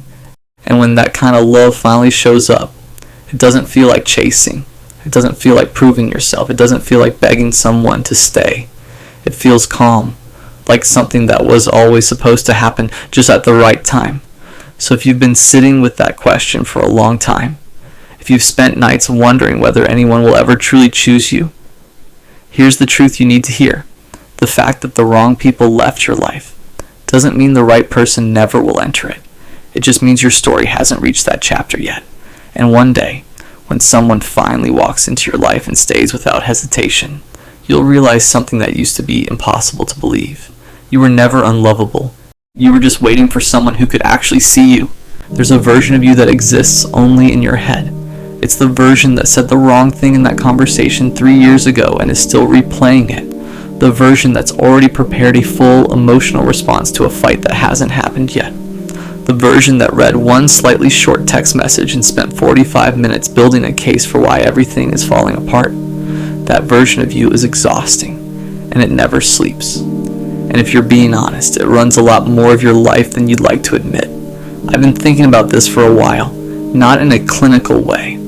I'm not here to diagnose anything or hand you a breathing exercise, but in the way you think about something when you've lived inside it long enough that you finally want to understand it. When the pattern has repeated enough times that you're done being surprised by it and ready to actually look at it. Because I think a lot of us are losing to our own minds, quietly, daily, in ways that don't look dramatic from the outside, but are absolutely exhausting from the inside. And I think we've been told it's just anxiety, it's just overthinking. Take a walk, drink some water, journal about it. And none of that is wrong exactly, but it's also not quite getting at the thing. The thing is deeper than a habit, it's closer to a worldview. Let me start at the beginning, or at least the beginning as I understand it. Your mind learned to do this. It wasn't born doing it. At some point, probably pretty early, you were in a situation where paying close attention to other people's moods and signals and the slightest shifts in their behavior was actually useful. Where catching the early warning signs kept you from getting hurt. Where being one step ahead of a situation meant you could manage it before it managed you. So your brain got good at that. Really good. Exceptionally, almost professionally good at scanning for threat. At noticing the micro shift in someone's tone and running it through a threat assessment model at lightning speed. At filling in the gaps between what people say and what they might mean with worst case scenarios, because worst case scenarios are what your brain learned to prepare for. That was adaptive once. It kept you safe. It helped you navigate something that was genuinely hard to navigate, but you carried it out of that situation and into every situation after it. And now you're threat scanning in a text message from someone who loves you. Now you're running worst case scenarios about a meeting that hasn't happened yet. Now you're braced for impact in environments that are not actually dangerous, with people who are not actually threatening, because your nervous system never got the memo that the original thing ended. It's still doing its job. The job is just wrong for where you are now. Here's what overthinking actually feels like from the inside, because I think it gets flattened into a word, overthinking, and that word doesn't capture the texture of it. It starts with a small thing, almost always a small thing that your mind snags on the way a nail snags a piece of clothing, something someone said or didn't say, the way a conversation ended, a silence that lasted a second too long, a tone that was slightly off from how it usually sounds. Most people's brains would register that small thing, file it under probably nothing, and move on. Your brain doesn't do that. Your brain picks it up and starts turning it over, looking at it from every angle, running through possible explanations, building a context around it. And because your brain is very good at building context, because you are honestly an intelligent and perceptive person, the context it builds is detailed, specific, coherent. It has internal logic, it hangs together. It just might be completely wrong. And here's the brutal part. You know it might be wrong. Somewhere in there, underneath all the architecture your brain is constructing, there's a quieter voice saying, you don't actually know this. You're guessing this might be nothing. But the louder voice, like the one with all the evidence it's been collecting, the one that has built this whole case, that voice is very convincing. It has receipts. It has a timeline. It has a narrative that makes sense, so you believe it. Or at least you half believe it. Enough to act on it, enough to pull back a little or go quiet or preemptively protect yourself from a wound that might not be coming. And then the thing you were afraid of might actually happen. Not because you were right, but because the way you responded to your own fear created the distance you were trying to prevent. That's the loop. That's the one that runs your life if you let it. I want to talk about relationships specifically because I think this is where the overthinking mind does its most significant damage. And I think it's because relationships are inherently ambiguous, people are complicated, communication is imperfect, feelings shift. And ambiguity is exactly the kind of environment where an overthinking brain absolutely goes to town. You're with someone, or close to being with someone, and things are good, things are genuinely good, but your brain doesn't fully trust good. Good feels precarious. Good feels like a setup for something. So even while things are good, there's a part of you that's quietly scanning for the thing that's going to make it not good. And because you're scanning for it, you find things. Not because they're definitely there, but because if you look hard enough at anything, any relationship, any person, you will find ambiguity. You will find moments that can be read multiple ways. You will find evidence for almost any narrative if that's what you're building. So you find something, a slightly distant response, a canceled plan, a moment where they seem somewhere else, and the machine kicks in. And now you're building the case for why this is falling apart while simultaneously pretending everything is fine. Because you know that bringing this up will make you seem crazy, will make you seem like too much, so you hold it. You process it internally. You have the conversation in your head 100 times. You prepare for outcomes that haven't happened. You grieve things that are still here. And all of that invisible work, all of that mental labor that the other person has no idea is happening, exhausts you, makes you quieter than you actually are, makes you pull back when you want to be close, makes you act in ways that are slightly misaligned with how you actually feel, because you're not responding to reality. You're responding to the story your brain wrote about reality, and eventually, inevitably, the other person notices that something is off, not what's actually off. They can't see that. It's all internal. Just that something is off, and they adjust. And you interpret their adjustment as confirmation of the story you already wrote, and the loop tightens. Here's the part I want to sit with for a minute, because I think it's the part that gets missed. Overthinking isn't just a processing style. It's also, underneath everything, a form of control. Stay with me on this. When you can't control whether someone is going to hurt you, and you never can. That's just the fundamental vulnerability of caring about people. Your brain finds another way to feel in control. It prepares, it anticipates, it runs every possible scenario so that when something goes wrong, at least you saw it coming. At least you're not blindsided. At least the pain arrives in a context you already built. Because being blindsided feels worse than being right about something bad. Being surprised by loss feels more devastating than having predicted it. So your brain works very hard, all the time, to make sure you are never surprised. The cost of that is never being fully present, never being fully relaxed into something good, always holding a part of yourself back, just in case, always watching the door even when you're inside somewhere warm. It's a terrible trade, but it feels like the safer one, and your brain is always going to root toward what feels safe. Let me tell you what the really insidious version of this looks like. Because the everyday overthinking, the text analysis, the reading of rooms, the pre-lived arguments, that stuff is visible enough that you can at least identify it. The insidious version is quieter. It's the way you talk yourself out of good things before they have a chance to become good. Someone shows interest, and instead of letting yourself feel that, you immediately start cataloging their flaws. Not because they're actually deal breakers, because if you can find enough flaws, then when it doesn't work out, you can point to the flaws. You already knew you were never fully in it. It's the way you self-sabotage in advance. Pull back before they can pull back. End it before it can end badly. Leave before you can be left. It's the way you rewrite your own history to confirm the story your brain likes to tell. You felt something real, and then it hurt. And now when you look back at it, your brain has quietly edited the memory so that the signs were always there. You should have known. You were naive to trust it. Look how clearly it was written on the wall from the beginning. It wasn't written on the wall from the beginning. You were just present, open, hoping, the way a person is supposed to be. And something went wrong. And now your brain is retroactively building the case that you should have been closed. Because being closed would have hurt less. Being closed would have hurt less. And also produced nothing. And also made you smaller. And also been a kind of living death. But your brain doesn't calculate for aliveness, it calculates for safety. And sometimes safety and aliveness point in completely opposite directions. I've been thinking about the relationship between overthinking and self-worth. Because I don't think they're separate things.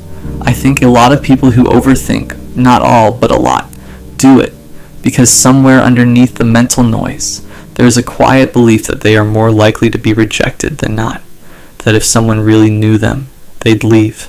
That the connection they feel is always more fragile than it appears, because they are, in some fundamental way, more difficult to love than other people, and the overthinking is partly an attempt to manage that. If you can see the rejection coming, you can prepare. If you can find the evidence early, you're not naive. If you hold back a little, you're protected. But also, and this is the part that's harder to say, the overthinking feeds that belief. Because when you're constantly generating worst case scenarios, constantly looking for the signs of leaving, constantly preparing for the end, you are practicing the belief that the end is inevitable. You are rehearsing it. You are making it more real in your body and your nervous system every single time you run the simulation. The mind is very literal about what it practices. If you practice being rejected, your brain gets better at feeling rejected. If you spend enough time preparing for loss, your nervous system stops distinguishing between the preparation and the actual thing. You end up carrying the emotional weight of a loss that hasn't happened. And you do that every day, for weeks, months, years. And then people ask why you seem tired. So what do you do with it? I'm not going to pretend I have the full answer. I don't think the full answer exists in a way that can be written down and handed to you, but I do think there are some true things worth saying. The first one is, your thoughts are not facts. I know that sounds like something on a motivational poster, and I'm sorry about that because it's actually a profound and difficult thing to practice. Your mind produces thoughts the way your body produces heat, constantly, automatically, without your permission. And not all of those thoughts are accurate. Not all of those thoughts deserve to be believed. The feeling of certainty that your brain attaches to its worst case scenarios is not evidence that those scenarios are real. It's just evidence that your brain is very good at its job. The second one is, presence is the antidote, and presence is hard. Because presence means actually being in the moment you're in, not the moment your brain has already moved to. It means feeling the good thing while it's happening, instead of scanning it for the reasons it won't last. It means trusting, not blindly, not naively, but with the actual evidence in front of you, that right now, things are okay. Letting okay be okay without immediately upgrading it to a threat. The third one, and this is the one that took me the longest, is that you have to grieve the version of safety that overthinking promises. Because it does promise something. It promises that if you think hard enough, prepare enough, stay alert enough, you will be protected. You will not be caught off guard. You will not be hurt in the ways you've been hurt before. That promise is a lie, but it's a comforting lie. And giving it up means accepting that you cannot think your way to safety in relationships. You cannot prepare your way out of vulnerability. The only way through is actually through, open, present, willing to be surprised by both the good and the bad. That is terrifying if you are someone who has been hurt, and most of the people reading this have been hurt. But the alternative, staying inside the machine, living in the pre-lived loss, holding yourself back from the full experience of being alive with another person, that's not safety. That's just a slower kind of missing out. Your mind gets the best of you because it loves you in its way. It is trying to protect you. It learned something once about how the world works, and it has been faithfully applying that lesson ever since. Even when the lesson no longer applies, even when the environment changed and the people changed and you changed, it doesn't know it's out of date. It just keeps running the old program, trying to keep you safe, costing you peace. You are not broken. You are not too much. You are not fundamentally harder to love than other people. You are someone whose brain learned to be very careful, and that carefulness served a purpose once, and now it's costing you more than it's protecting you.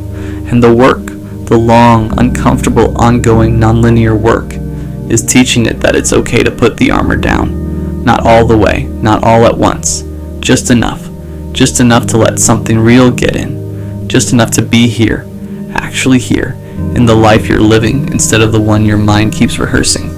That's the whole thing, that's all of it. Let yourself be here. You're always the loser. There's a version of losing that nobody prepares you for. Not the kind where you fail a test or lose a job or get broken up with in a parking lot while your hazards are still on. That kind of losing is clean. It hurts, but it has a shape. You know what you lost. You know when it happened. You can point to the moment and say, that's the one. That's where it went wrong. The kind I'm talking about doesn't have a moment. It's the kind where you keep showing up, keep trying, keep being the bigger person, keep choosing the high road, and somehow, at the end of all of it, you're still the one sitting alone wondering where you went wrong. You did everything right, or at least you did more right than wrong, and you still lost. Not once, every time, and you start to wonder if that's just your thing, if losing is just something that happens to you specifically. I've been thinking about this for a while now, not in a wallowing way, more like there's something here I haven't named yet, and I need to name it before it keeps running my life. Because I think most of us who always end up losing in relationships, friendships, romantic stuff, family stuff, doesn't matter. We don't lose because we're bad at this. We lose because of something that looks like a strength from the outside, something that people compliment us for, something we were taught was the right way to be. We lose because we care more. And I know how that sounds. I know I care too much is the thing everyone says when they want to avoid accountability. Like, yeah, sure, buddy, you care too much. That's why you burned the whole thing down. I'm not talking about that. I'm not talking about the person who cares so much they become controlling or jealous or obsessive. That's a different thing. I'm talking about the person who genuinely, quietly, consistently loves people harder than those people love them back, and keeps doing it, and can't stop, and doesn't know why. That person always loses. Not dramatically, just slowly, over and over again. Let me back up. I think it starts young. Not in some deep trauma way. I'm not trying to make this a therapy session, but I do think most of us learned early what role we were playing, and some of us learned that our role was to be the one who holds things together. Maybe you were the kid who noticed when mom was in a mood and adjusted accordingly. Maybe you were the one in your friend group who everyone came to when stuff was falling apart. But when your stuff was falling apart, you kind of just handled it yourself because it felt like too much to ask. Maybe you were the sibling who kept the peace, the partner who apologized first even when you weren't wrong, just because the silence was too heavy. You learned that love looked like management, like anticipation, like making yourself small enough that everyone else could be big. And here's the thing, and it worked. People liked you, people needed you, people said you were the glue, the rock, the steady one.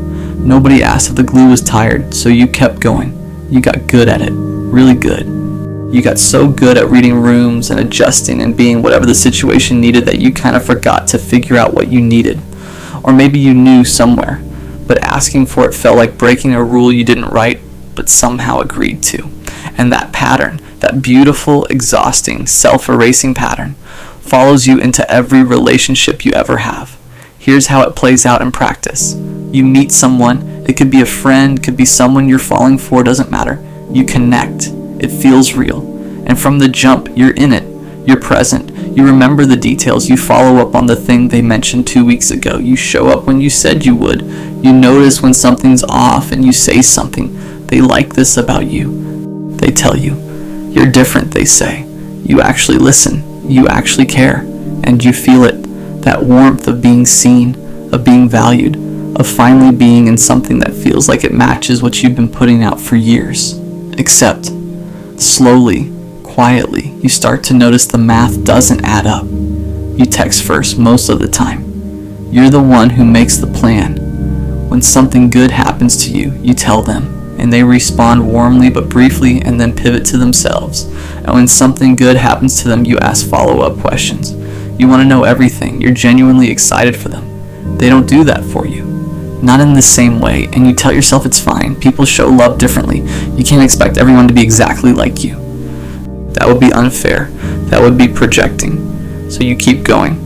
But then something hard happens to you, something real, and you reach out and they're supportive, but it feels surface level, like they're being a good person in the way you are a good person to a coworker you don't know that well. Polite, present, but not in it with you. And you know the difference. You know what it feels like when someone is actually in it with you because you've been in it with them. You know what it feels like to sit with someone in their hard thing. You've done it. You're good at it. They're not doing that. They're being kind, but they're not in it with you. And here's the moment. Here's the fork in the road that most of us don't even know we're standing at. You could say something. You could name it. You could say, hey, I feel like I'm carrying more of this than you are, and I need that to change. But you don't, because that feels like an accusation, because you don't want to be the person who keeps score. Because what if you're wrong? What if you're being too sensitive? What if bringing it up ruins the whole thing and then you lose them anyway and it's your fault? So you say nothing, and you adjust your expectations down a little, and you keep going. And 6 months later, you're half the person you were when you started this, and they're exactly the same, and you're exhausted, and you don't even know why. That's the loss. That's the one that doesn't have a moment.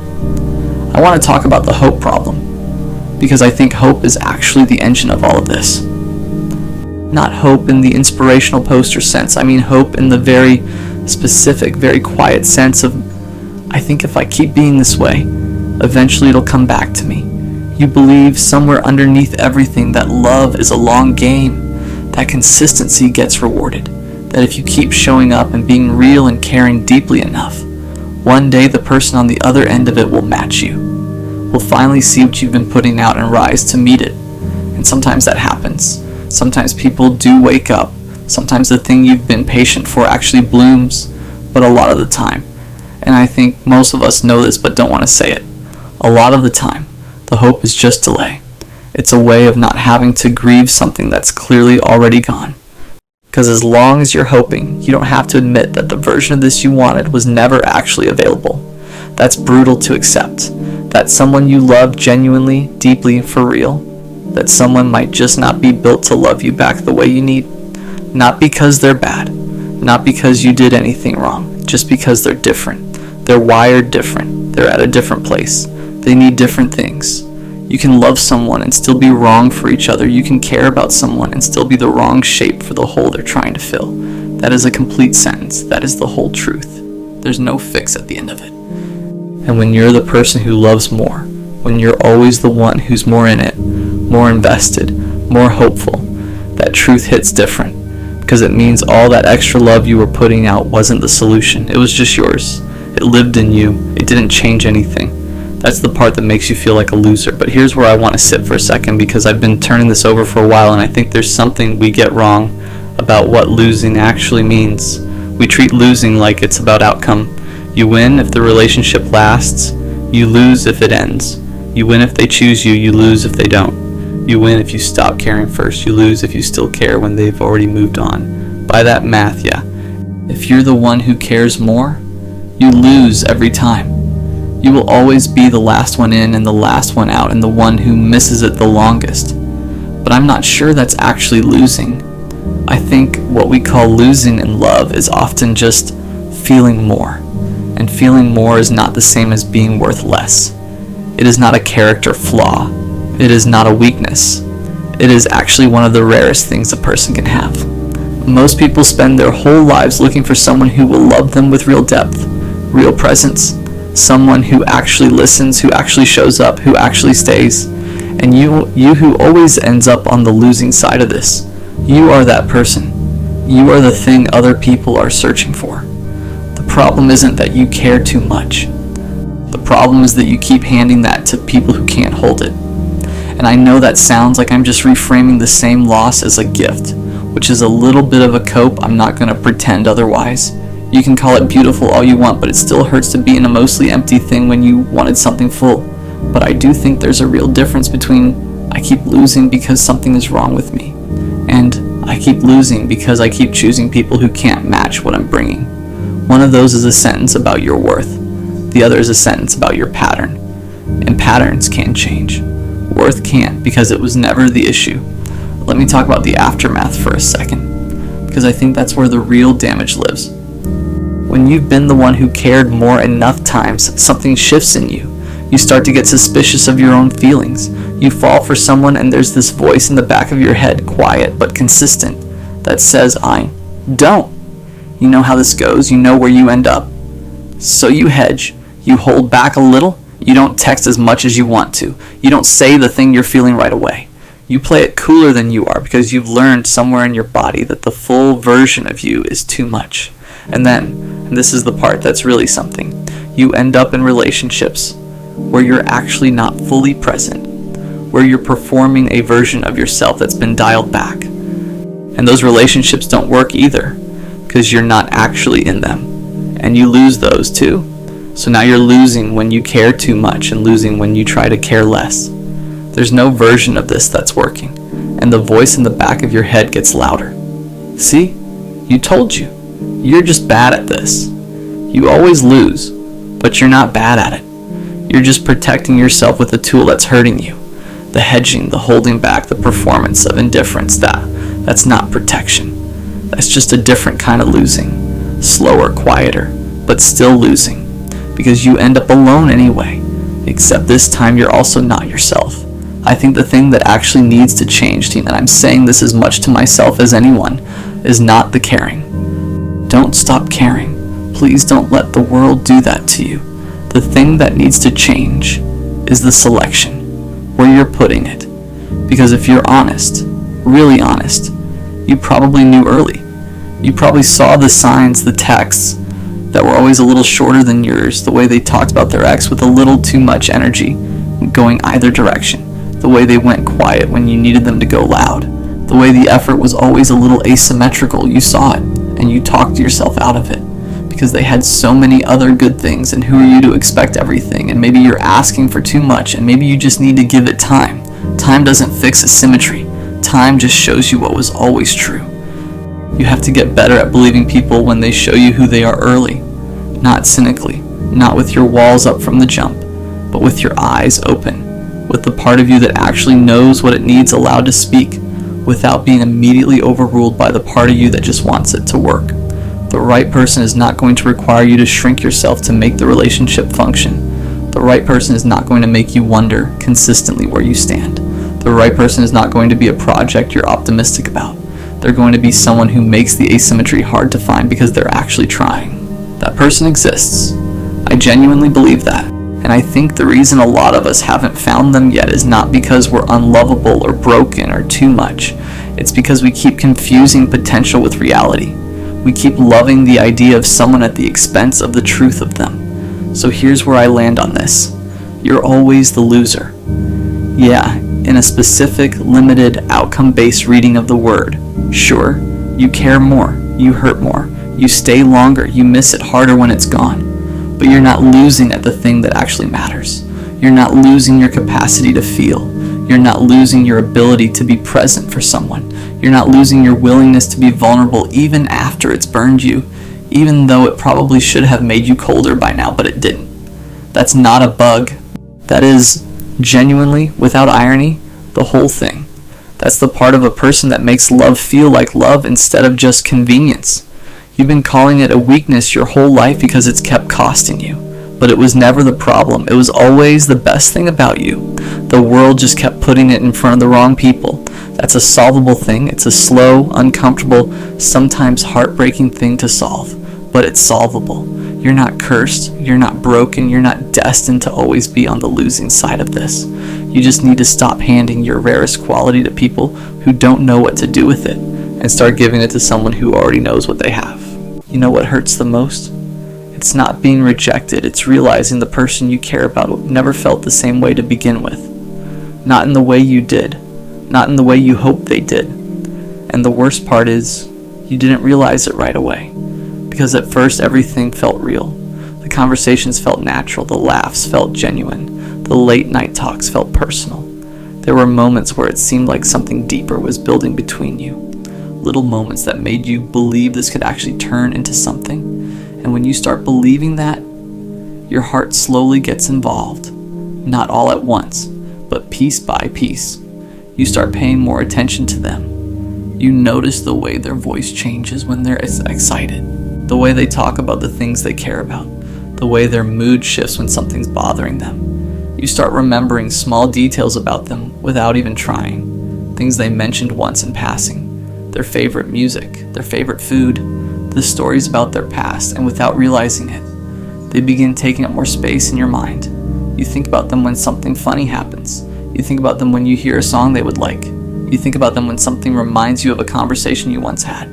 That's how feelings grow, quietly, naturally, without asking permission. But somewhere along the way, something starts to feel different, not wrong, just uneven. You notice that you're always the one starting conversations. You're the one asking questions, the one keeping things going, the one making the effort to stay connected. They still respond. They still talk to you. They still laugh and joke like everything is normal. But something about it feels lighter for them, like they're enjoying the moment, but not investing in it the same way you are. And you try not to think too much about it, because you don't want to ruin what you have. You tell yourself you're overthinking. You tell yourself they might just be busy or distracted, or maybe just not good at expressing their feelings. So you keep showing up, you keep being patient, you keep being kind. Because part of you believes that if you're consistent enough, if you're supportive enough, if you care enough, maybe one day something will change. Maybe one day they'll look at you differently. Maybe one day they'll realize you were there all along. Maybe one day the feeling will finally grow on their side too. But deep down, there's a quiet fear you try not to face. A small voice that keeps asking the same question. What if they never feel the same way? And that thought is something your heart isn't ready to accept yet. Title: She Doesn't Feel the Same Way. Part 2. The hardest part isn't the moment you realize she doesn't feel the same way.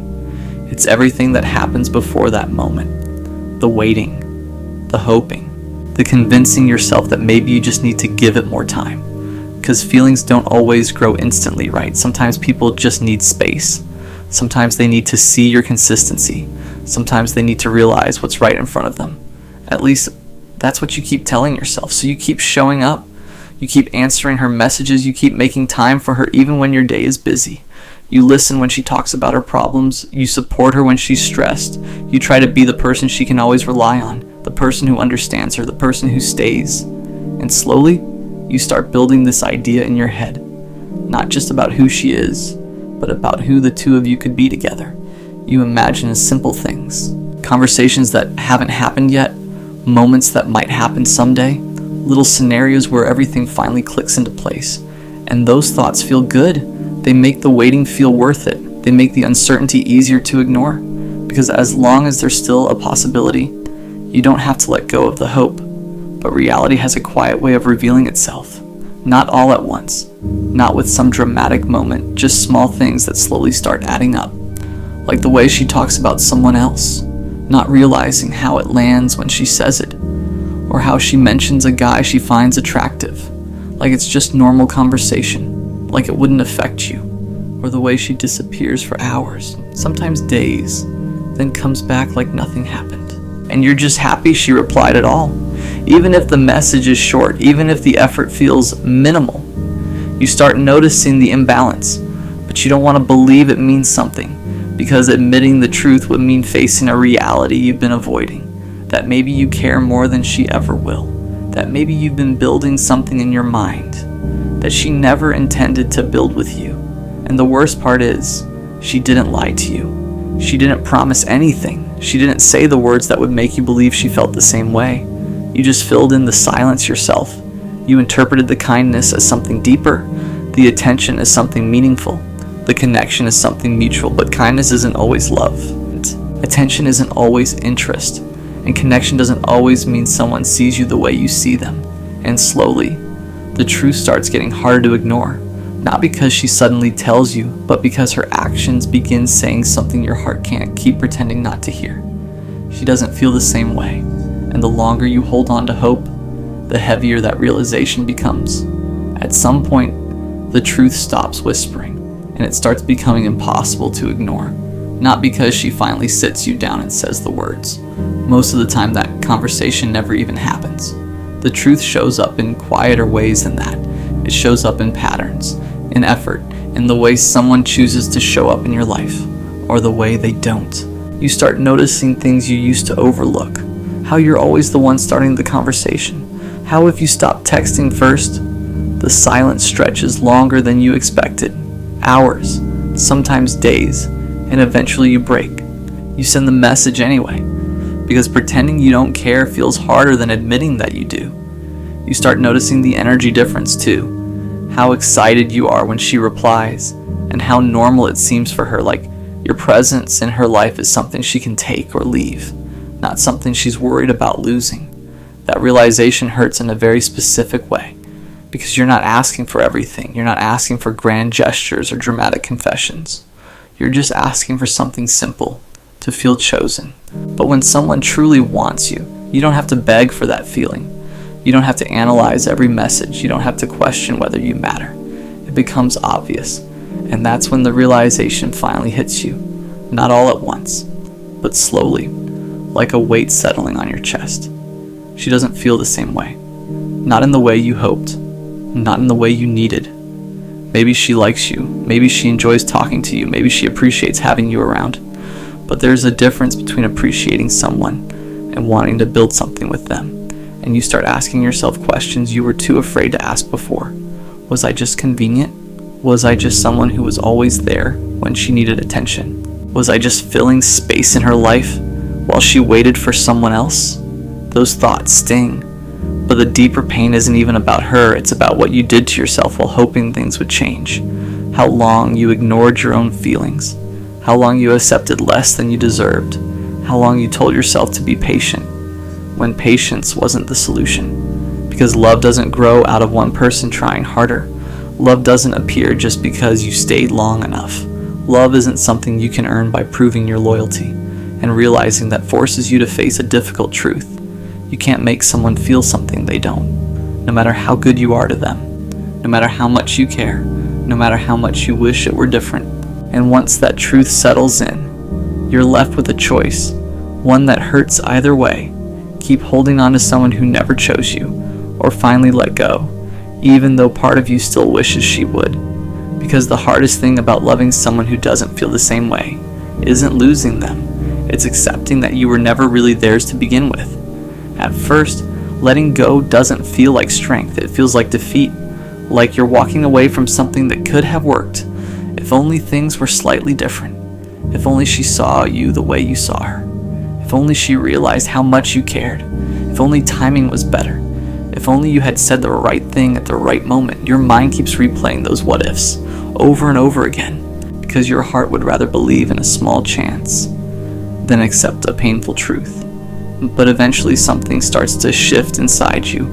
Not dramatically, not overnight, just slowly. You start noticing how tired you are. Tired of hoping, tired of waiting, tired of checking your phone for a message that may or may not come, tired of feeling like your happiness depends on someone else's attention. And that's when a different kind of realization hits you, one that hurts, but also frees you.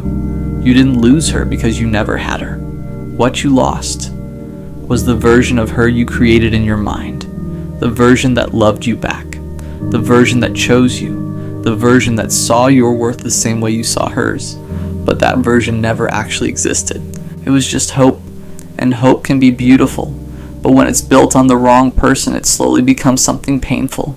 You start seeing things more clearly, how much effort you gave, how much patience you showed, how much of yourself you poured into someone who never asked for it. And instead of feeling embarrassed about that, you begin to understand something important. There's nothing wrong with loving deeply. There's nothing wrong with caring. There's nothing wrong with believing in someone. The only mistake is giving all of that to someone who was never willing to meet you halfway. And the truth is, one day you're going to meet someone who does. Someone who doesn't make you question where you stand. Someone who doesn't make you guess how they feel. Someone who doesn't make you feel like loving them is a risk. Because when someone truly wants you, you won't have to convince them. You won't have to compete for their attention. You won't have to sit there wondering if you're enough. They'll show you clearly, consistently, without confusion. And when that happens, you'll look back at this version of yourself. The one who stayed too long, the one who hoped too hard, the one who loved someone who couldn't love him back. And instead of feeling regret, you'll feel something else. Gratitude. because that experience didn't break you. It taught you. It taught you what love shouldn't feel like. And most importantly, it taught you that the right person will never leave you wondering why they don't feel the same way. Because when someone truly loves you, you'll never have to ask that question again. I want to ask you something, and I need you to actually sit with it before you answer.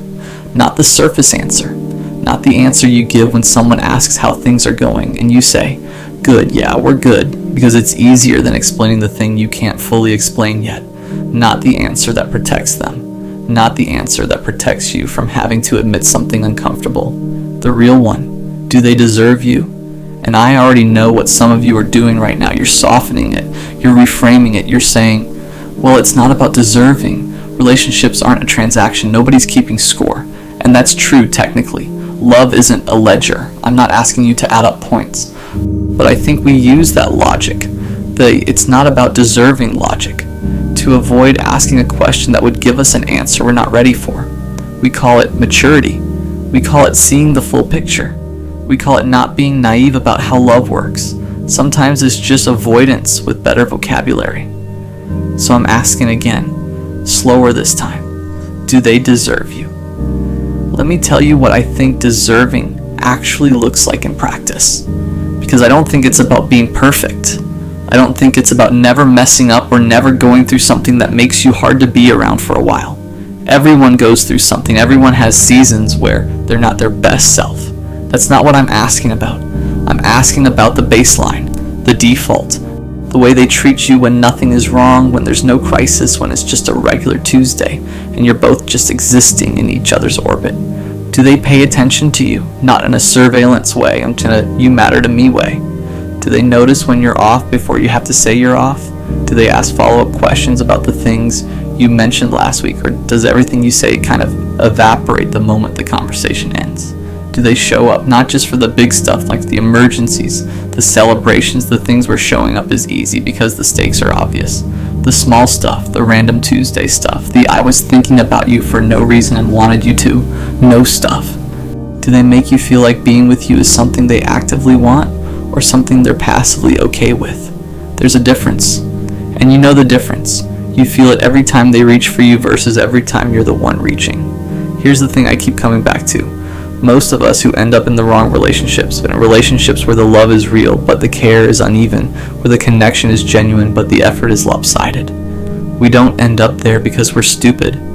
We end up there because we're hopeful, because we're good at seeing potential, because we genuinely believe in people, and we're willing to stick around while they figure themselves out. That's a beautiful quality. I mean that with no sarcasm. But it also means we spend a lot of time loving people for who they could be instead of paying full attention to who they currently are. We're always working slightly ahead of reality, already in the version of this that exists 6 months from now, when they've grown into the person we see in them, when the relationship has settled into what we know it can be. And while we're living in that future version, the present version keeps not showing up, keeps texting back late, keeps going quiet at the exact moments we need them loud, keeps making us feel like we're asking for too much when we asked for the minimum, keeps doing just enough to keep us from leaving, but not enough to make us feel chosen. And we stay, because we can see it. We can see what this is building toward. We can see who they're becoming, except, and this is the part that's hard to say, they're not building toward anything. They're just here, right now, exactly this. And the version you keep waiting for is a fiction you wrote to make the present one livable. That's not love. Or, it is love, it's completely love. What you're feeling is absolutely real, but it's love aimed at a projection, and projections can't hold you when you need to be held. I want to talk about the stories we tell ourselves, because I think this is where most of the damage actually happens, not in the relationship itself, but in the narration we build around it. You notice something, a pattern, the way they consistently make plans and then half cancel. The way they're always a little more present right after you pull back, then go quiet again once you come back. The way they talk about the future in vague terms that never quite include you specifically.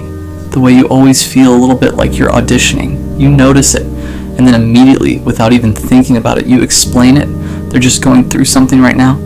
They're not great at communication, that's just how they are with everyone. They had a bad experience before you, and they need time to trust.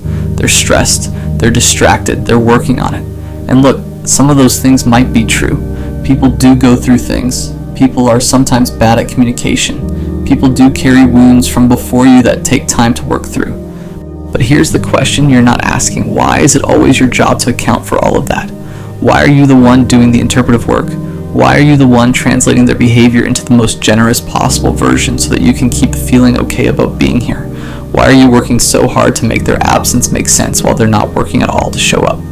You're writing them a story they didn't earn, and you're doing it because the alternative, believing what you're actually seeing, is a loss you're not ready to hold yet. There's a specific kind of exhaustion that comes from this, and I want to name it because I don't think we talk about it enough. It's not the exhaustion of doing too much, it's the exhaustion of hoping too long. Because hope takes energy, real, physical energy. Every time you pick up your phone and feel that small drop when it's not them. Every time you replay a conversation trying to figure out if it meant what you wanted it to mean. Every time you prepare yourself for a version of them that doesn't quite materialize. Every time you choose to stay open when everything in you is starting to close.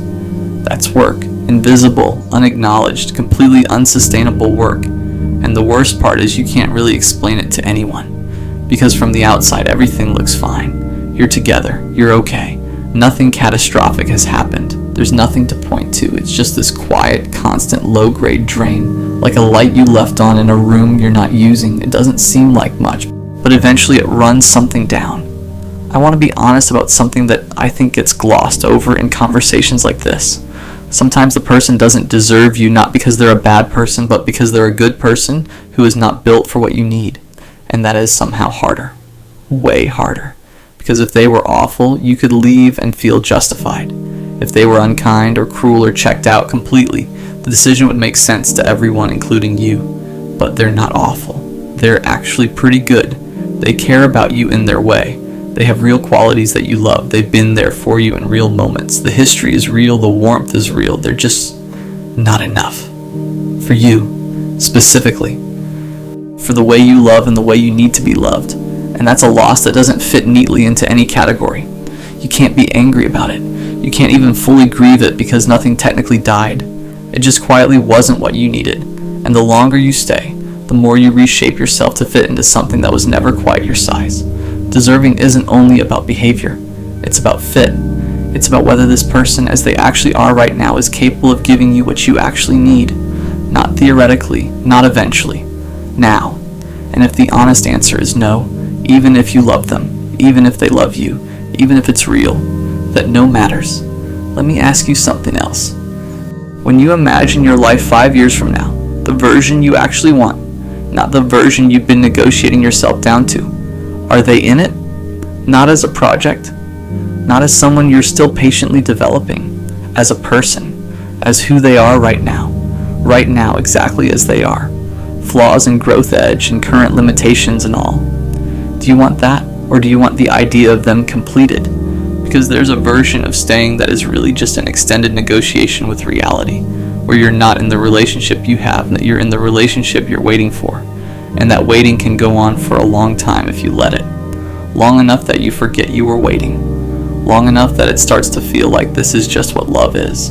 It's not. Love is not a holding pattern. Love, real, actual, mutual, present tense love, feels like landing, like arriving somewhere, like the effort you're putting in is going somewhere and being met and building something. If it doesn't feel like that, if it feels more like effort into a void and hope into a silence, then I think you have your answer to the original question. They don't deserve you not because they're terrible, but because deserving you means being present for you, means meeting you somewhere close to where you're standing, means caring enough to try in ways that are visible and consistent and real. And they're not doing that. Not enough, not yet, maybe not ever. Now here's the part where I have to be honest about the other side of this.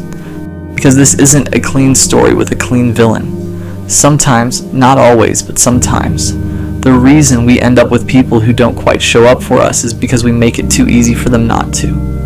We pick up the slack so seamlessly that they never feel the gap. We cover for their absence so naturally that they don't even register there's been an absence to cover for. We're so consistent, so giving, so reliably there, that they get used to being the one who receives. Not out of malice, not even out of selfishness exactly, just gravity. Things move toward the path of least resistance. and we made the path very smooth. And this is the part that's hard to sit with, because it's not about blame. You didn't do anything wrong by loving generously. That is not a flaw. But it might have accidentally taught someone that they didn't need to match you, that you'd still be there, that the relationship would hold regardless of their investment level. You trained them, sort of, without meaning to, rewarded their passivity with your presence, showed them that the minimum was enough to keep you. So when I ask, do they deserve you, I also want to ask, have you ever actually shown them what it looks like when they don't? Have you ever let the gap show instead of immediately filling it? Have you ever said, out loud clearly without softening it, I need more than this, and if I don't get it, I will leave?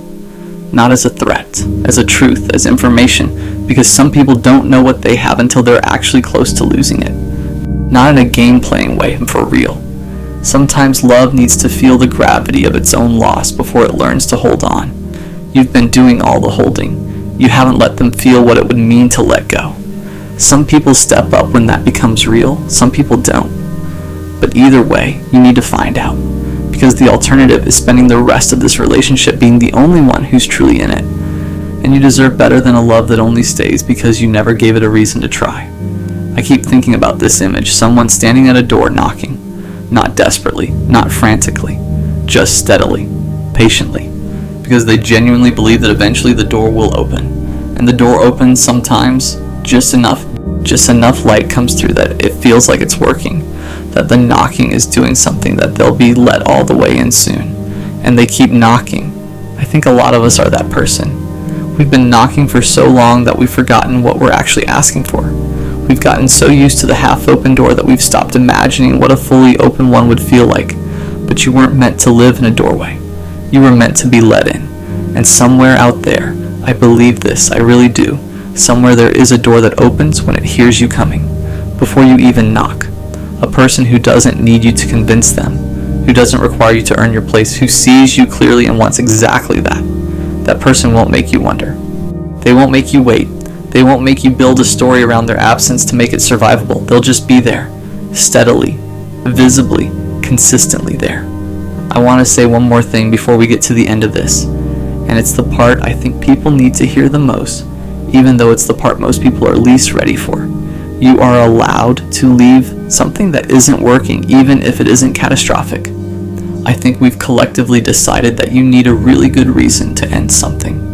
Like there has to be a defining incident, a betrayal, a pattern of cruelty, something that would hold up in court almost.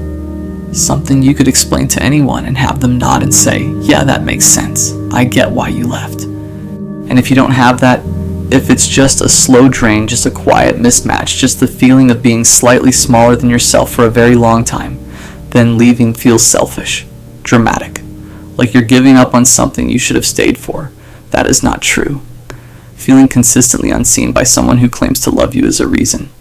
Carrying the emotional weight of a relationship mostly alone is a reason. Reshaping yourself over and over to fit into something that was never quite built for you is a reason. Waking up next to someone and feeling lonely is a reason. You do not need their behavior to be unforgivable in order for your unhappiness to be valid. You do not need to wait for a catastrophe to justify protecting yourself. Sometimes the quiet reasons are the realest ones, the ones nobody else can fully see, the ones that live in the small daily accumulation of not quite enough. Those reasons are allowed to be enough. You are allowed to choose yourself. Not because they're terrible, not because the love isn't real, just because you know when you're honest that this isn't the shape of a life you want to keep living. That is a complete and legitimate reason to go. So, do they deserve you? You don't have to answer me, but I think you should answer yourself. Quietly, honestly, without the softening and the generous interpretations and the future version you keep projecting onto them. Just the truth of it. Just what you actually know underneath all the hoping. Because here is what I know about you. The version of you that loves this hard, that stays this long, that gives this much even when it's not coming back equally. That version of you deserves something that matches it. Not perfect. Not without difficulty or friction or the occasional season where things are hard. Just matched. Genuinely, effortfully show up even on Tuesdays. Matched. You have been so patient. You have been so generous. You have given so much of yourself to something that keeps asking for more without asking how you are. I think you know the answer to the question. I think you've known for a while. The only thing left is deciding what you're going to do with it.